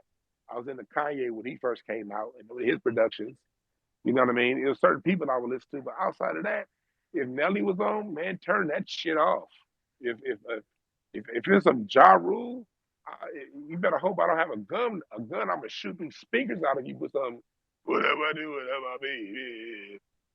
I'm listening to this shit. I just finished listening to goddamn uh the Whispers sing that 5-part harmony. Olivia lost and turned out. You nigga, don't buy that nigga a Cadillac. Don't be a hoe. Now I gotta come back and listen to this nigga talk about something. Whatever I do, whatever I be, man. I just couldn't fuck with it. You know what I mean? So that's what it is. When you kind of have that experience disconnected from it and you immersed in the real thing, you see the difference. But when you go to the club, the 2000s was also my club years. I'm that 41-year-old nigga that's not. I'm married now, so I got all my clubbing out by the time I turned 33. But between 19 and 33 here in LA, oh my God, I didn't have to wait in the line in any club. Everybody knew me. I would go to the front, and I would be in every club, at every party. And when that shit would come on the radio, I'm listening to Jeezy, Young Jock, that whole era. Nigga, if we in Colony, the Garden of Eden, Element, Bask, any of that shit, oh man, that was my shit.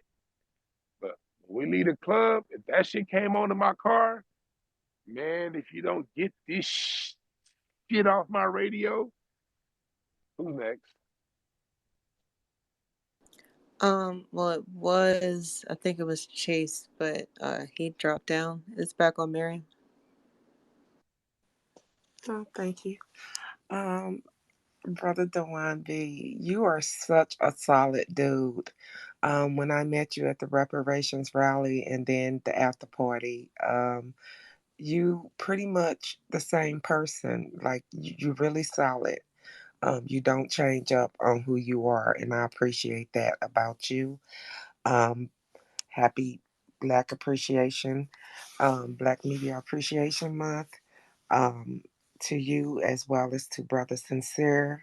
I love you, brother, and the music that you give and the knowledge that you drop for the community as well.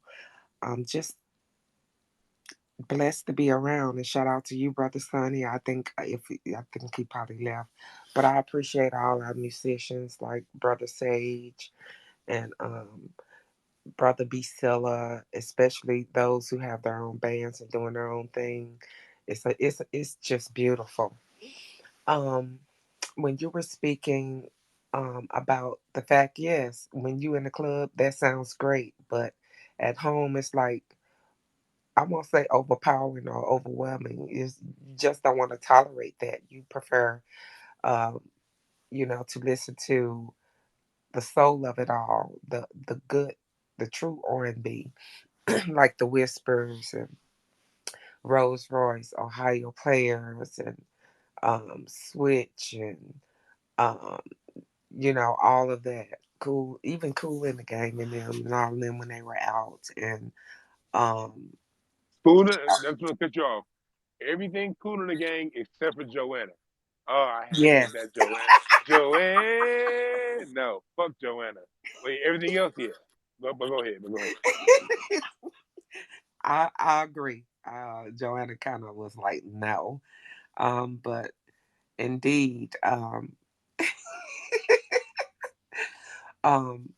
it definitely those things and um, the Michael Jackson Off the Wall, um, Prince Dirty Mind, and I mean it was just a lot of good music back then, and the SOS band, my goodness, Confunction, um, man, I could go on and on. That's music right there. You have the Borcades and all of them doing the heavy funk and the fusion with that, and like you said, um, Miles Davis. You had Bird, Count Basie, um, Duke Ellington. It was just that's just beautiful music, and it's elevating music, and it's music that make you think and create because that's what they were creative, they were on that creative vibration, and a lot of times unfortunately somehow musicians were under the influence, so they were already on another level, and by no means are we promoting to use substance or alcohol or any of that, but if you take something and you going to be in an alternated state instead of being destructive and things like that, they chose because they were artists, they actually created on these spiritual and divine levels that push themselves even further, shall I say, on those levels. And when you were talking about the mushroom things, I never did mushrooms, by the way, but I've often um, talk with people who have and the experience that they have and the fact that you're they see things in colors and the vibration of how things are. Everything has a voice or a vibration because mushrooms is the cilius of the planet. It is like the root system of the planet. So you're dealing with high information, the voice of communication of nature. So yeah, I could relate to that. And I yield my time. Thank you. Oh yeah, yeah. You're right about it is a voice note. So sorry, I was texting my weed man. Ladies and hey, fucking get it when it's short. Anyway, my bad.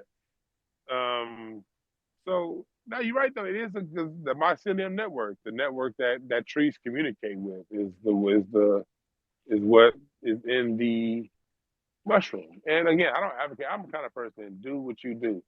If somebody tell me about taking some mushrooms 10 years ago, I was like, man, get the fuck out of my face. I ain't doing that shit. You know what I mean? But I've always been lazy. I've always kind of been like a kind of square, but I'm a hippie. I'm a square, but I am definitely a hippie. But I follow the rules. Like for me to sound, I didn't really start drinking till I was 21. I didn't really start smoking weed till my second knee surgery when I was like 30. I smoked weed a little bit before that, but I didn't really start a lot of time. Until my second, I didn't want to be on none of them pain medications. And then I started doing mushrooms because one of my friends who thinks kind of like me, I was like at a creative, I was going to do a serious creative block. He told me for like 3 years, do some mushrooms, do some mushrooms. I'd be like, man, I ain't doing that shit. I ain't doing that shit. I ain't doing that shit, man. Weed is good enough. Then one day I tried it, and then I was like, but I didn't try it until like it felt right in my spirit. You know what I mean? When it didn't feel right in my spirit, I didn't do it. You can't let nobody tell you to do shit. You can only do what's right in your spirit. And everybody got their levels. I got friends that do acid. I'll never do no fucking acid. I ain't doing shit that went through a lab. I ain't doing no acid. I ain't doing no LSD. I got friends that do it, and they had great experiences. Some of my musician friends have made some great music off LSD, and it sounds fun. Sounds great. I'll never do it. But at the same time, I'm not going to judge those who do. For some people, if that's within their vibration range, who the fuck am I to tell them that they wrong? You dig? So it's just like you got to go at whatever level you go with. Mine stops at shit that grows out of earth. Weed comes out of earth, mushrooms come out of earth. That's my limit. I'm good. You know, if it goes to a lab, I'm good. Yeah, next. Dewan said you get Breaking Bad on him. It's a no go. We good on Yeah. the chemistry. Yeah, I'm cool on that. I don't want no nigga chemist doing that. No, but that's real talk, Miriam. I mean, sometimes under certain influences, the musics. I love that we can just take some words and put them together, and people know what we're talking about. The maths sometimes under certain influences, and you can hear it in some of the music. AI is never going to be able to replicate that. I mean, it's going to sound like some drug induced shit, but it's not going to be some shit that we can rock with, not for real, for real. So I'm, I guess, excited about the resurgence of the instruments of it all. And, shout out to Sunny for bringing that back up. People did have time to listen to music. Like the music that was in the forefront, people weren't in those environments anymore. So they weren't being exposed to it. There was no reason to rock to it.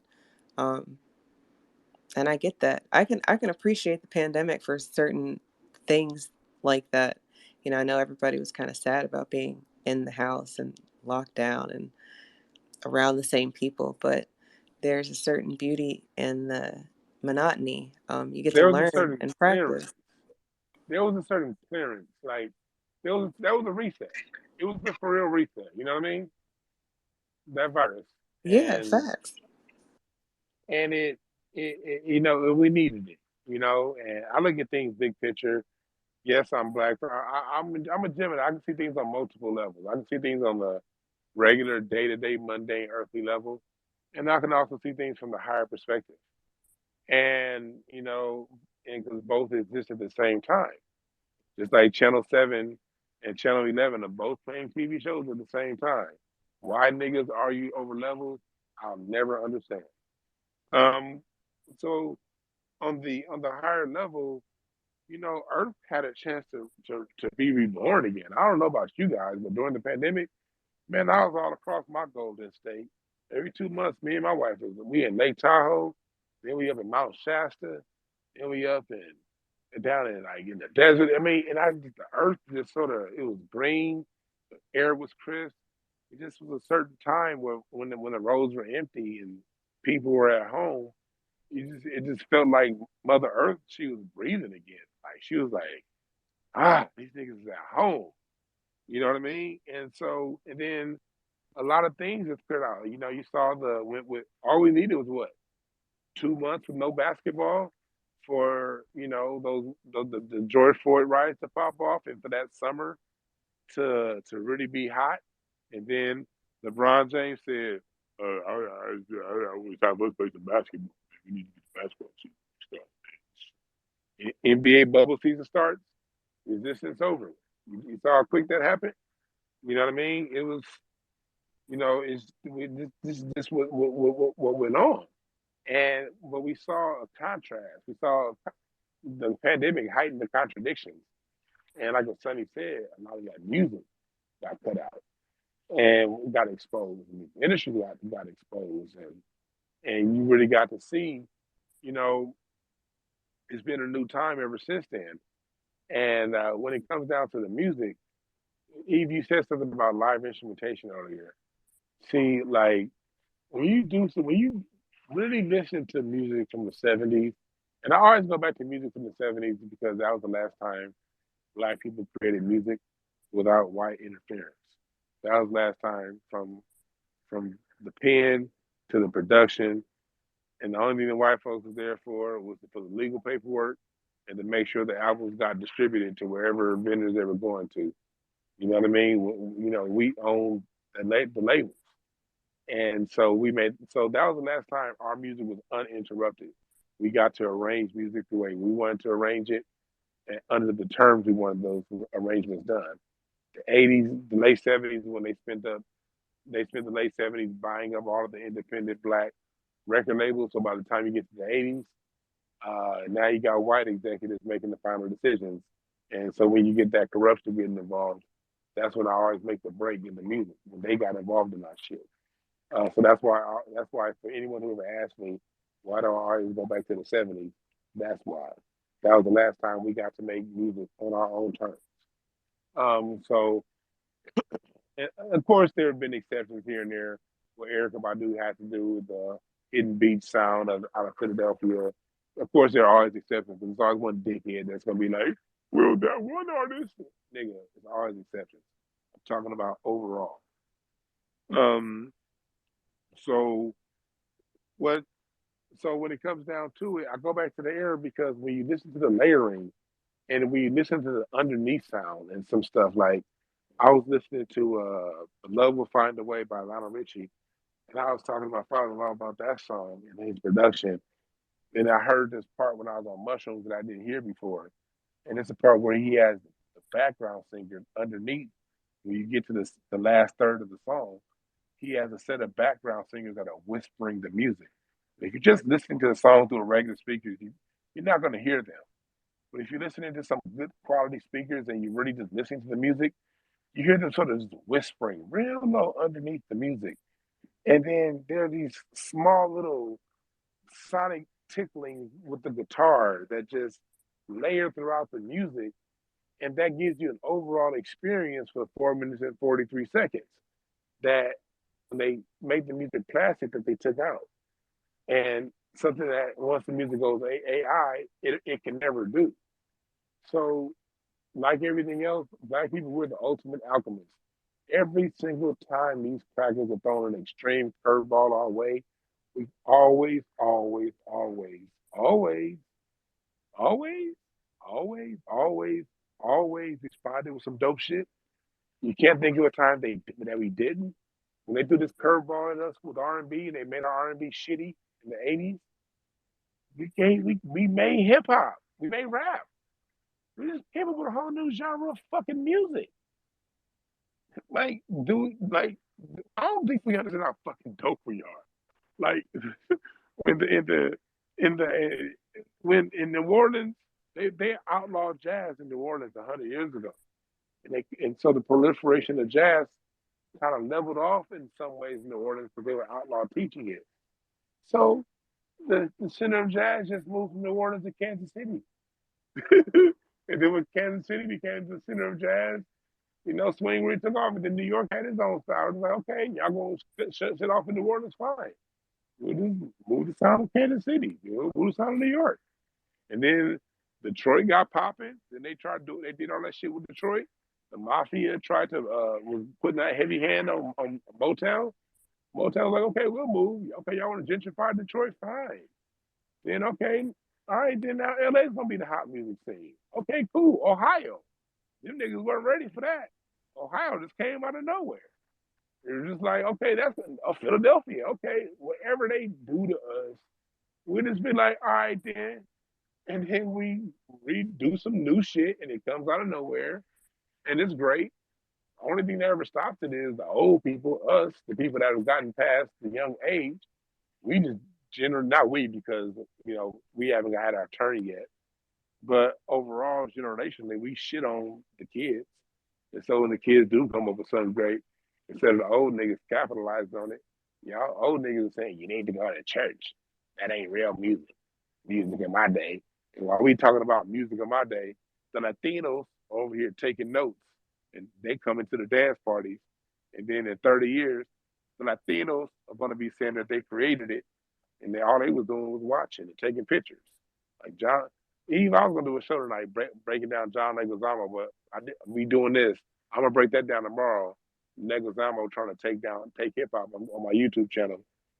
Man, somebody got a thread going. Leguizamo lies. That shit is wild. Please tag me in it. Please tag me. I will definitely tag you in it. Please tag me. I'm breaking him down tomorrow.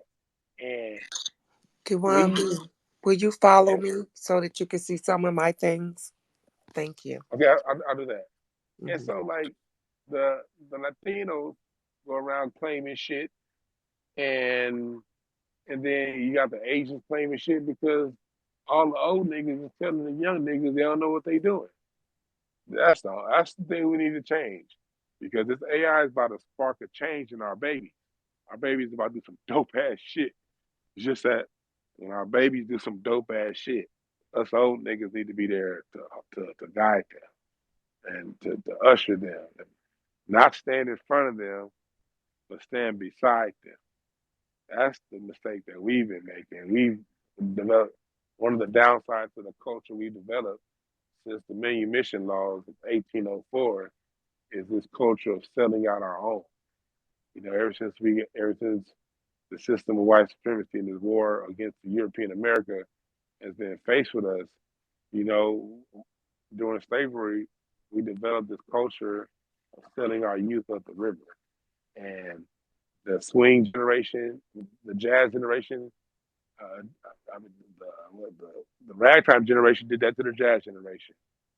The swing generation did that to the bebop generation. The bebop generation did that to the funk generation. Funk generation did that to the hip hop generation. Niggas selling each other out because we more sophisticated. We do this better. We assimilate better than these crackers. You little young niggas don't know what y'all doing. We've had a few hundred years of that behavior. That shit needs to stop. And it needs to stop with us fucking millennials. It needs to stop with us.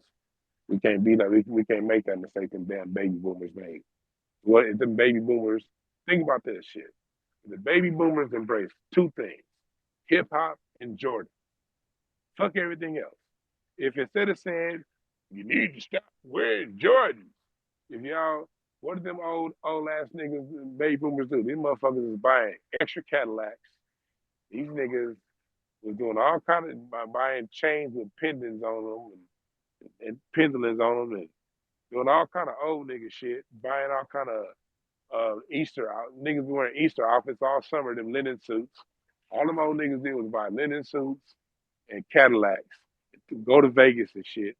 And what if they, instead of saying shitting on the kids for buying Jordans, saying, everybody wearing Jordans now. What if we open up a little Jordan shop back when we still owned the hood back in the 90s when real estate was cheap?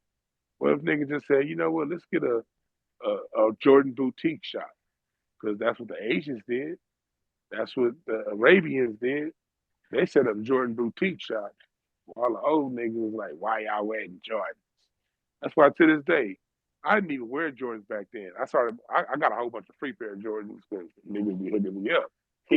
But anyway, I didn't start wearing Jordans like the last 10 years. And the reason why I started wearing Jordans is because I'm an asshole. I like being counter to whatever the fuck people think is cool. So I heard a whole bunch of people talking about, in my circles, I heard a lot of people in my circles talking about Jordan's this, Jordan's that, Jordan's reason. And I was like, man, niggas was fucked up long before some Michael Jordan ever was born. So I started wearing Jordans just so I can piss niggas like that off.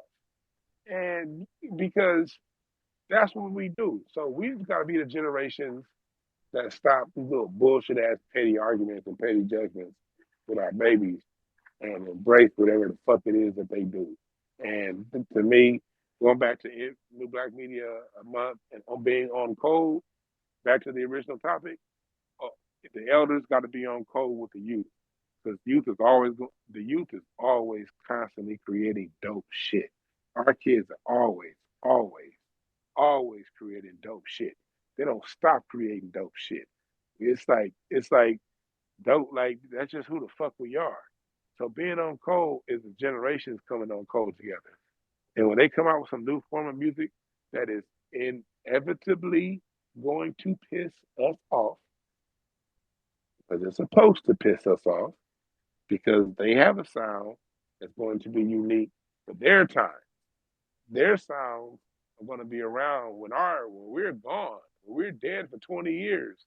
Their sounds are still going to be around. And we got to give them that space. You dig? We don't have to always like it. But we do have to have a mindset of owning and controlling it, whatever it is, even if it sucks. White people own and control all kind of horrible ass music. I'll give y'all a homework assignment.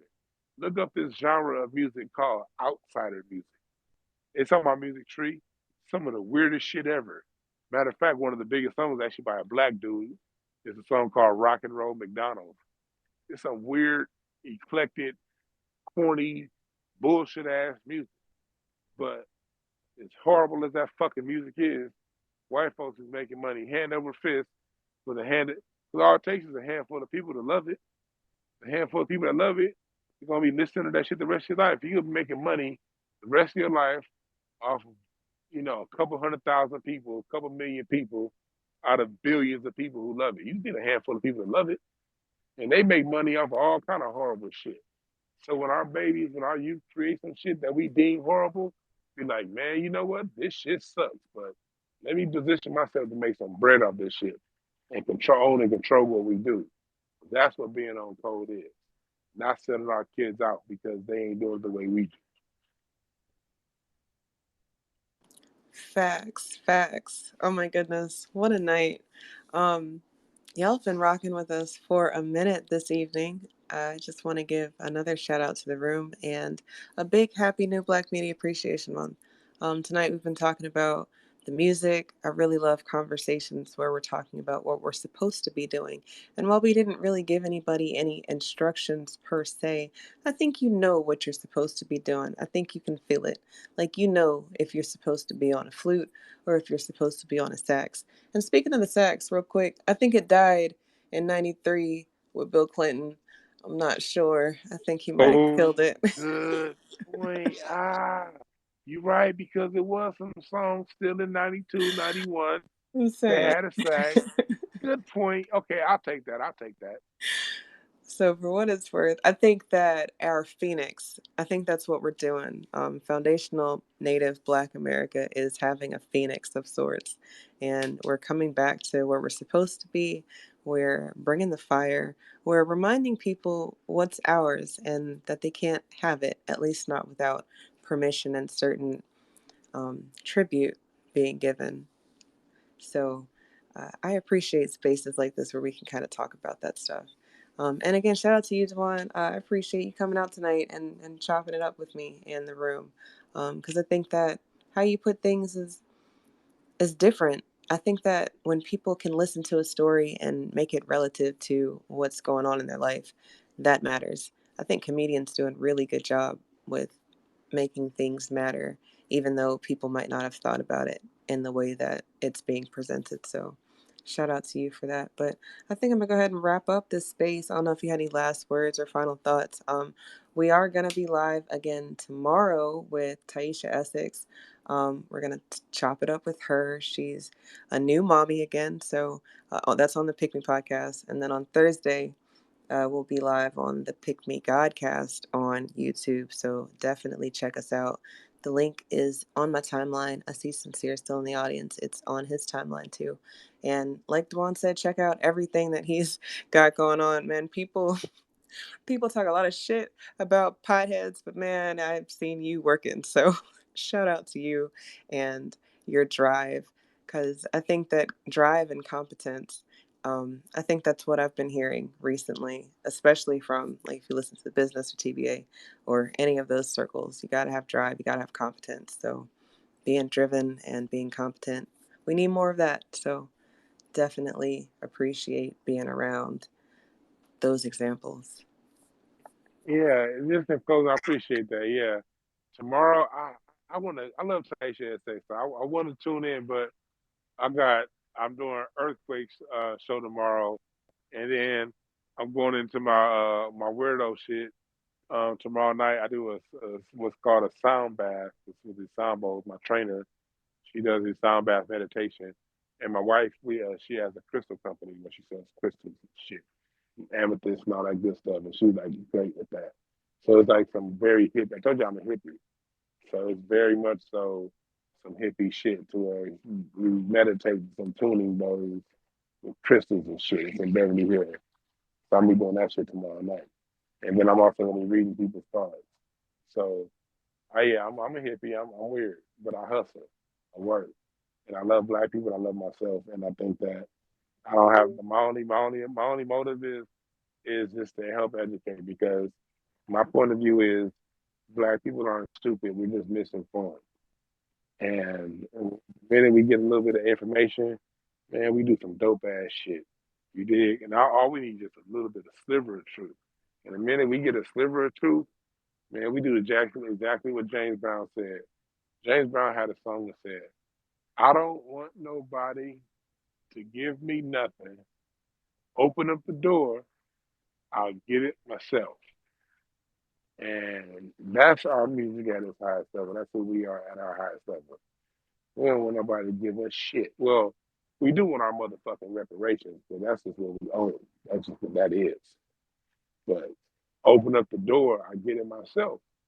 And that's how we get down. If they let the door open, we wouldn't need no goddamn reparations. We would have been getting it ourselves.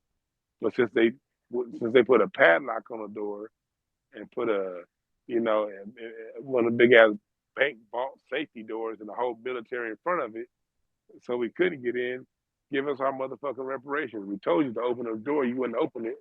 Now just give us the whole fucking building, dude. You dig? So that's just where we are right now. Music is harmony. Life is harmony. You know, and being on code is harmony. But the only way we can be in harmony is if you get to the level yourself. We can't be in harmony if you ain't hitting your note. If the note is A flat, god damn it, hit the A flat. Don't be like, man, but my mama didn't treat me right, so I can't hit the A flat. Don't do no little dumb shit like, well, I would hit the A flat, but I got this little white girlfriend over here. I'm trying to find me a little Latina. So, but it's always them niggas that want to find themselves Latina that be like, man, we can't ever get together. Yeah, nigga, because you ain't hitting your note. And I ain't criticizing niggas who like, because there's some niggas who screw outside the race who can be on code, but 98% of you niggas ain't. You know what I mean? Hit your fucking note and stop looking for the next nigga to do something for you. And that's all I want to say. And follow me at DwannB everywhere, DWANB. My DwannBrown will be live next Wednesday. We got the Hidden History Comedy Show, me and Tariq, next Wednesday. You got my comedy show, The Comedy Chateau, that following Saturday. You got my YouTube show tomorrow. I'm breaking down John Leguizamo. I'm going to be digging into his history and who he really is. And then we're going to be talking about some shit that he said, cleaning up some of his lies about hip hop and culture and all that shit. And so tune into my YouTube and follow all that shit. Thank y'all for listening. Facts. Definitely hit the follow, tune in, and y'all have a good night. Black first.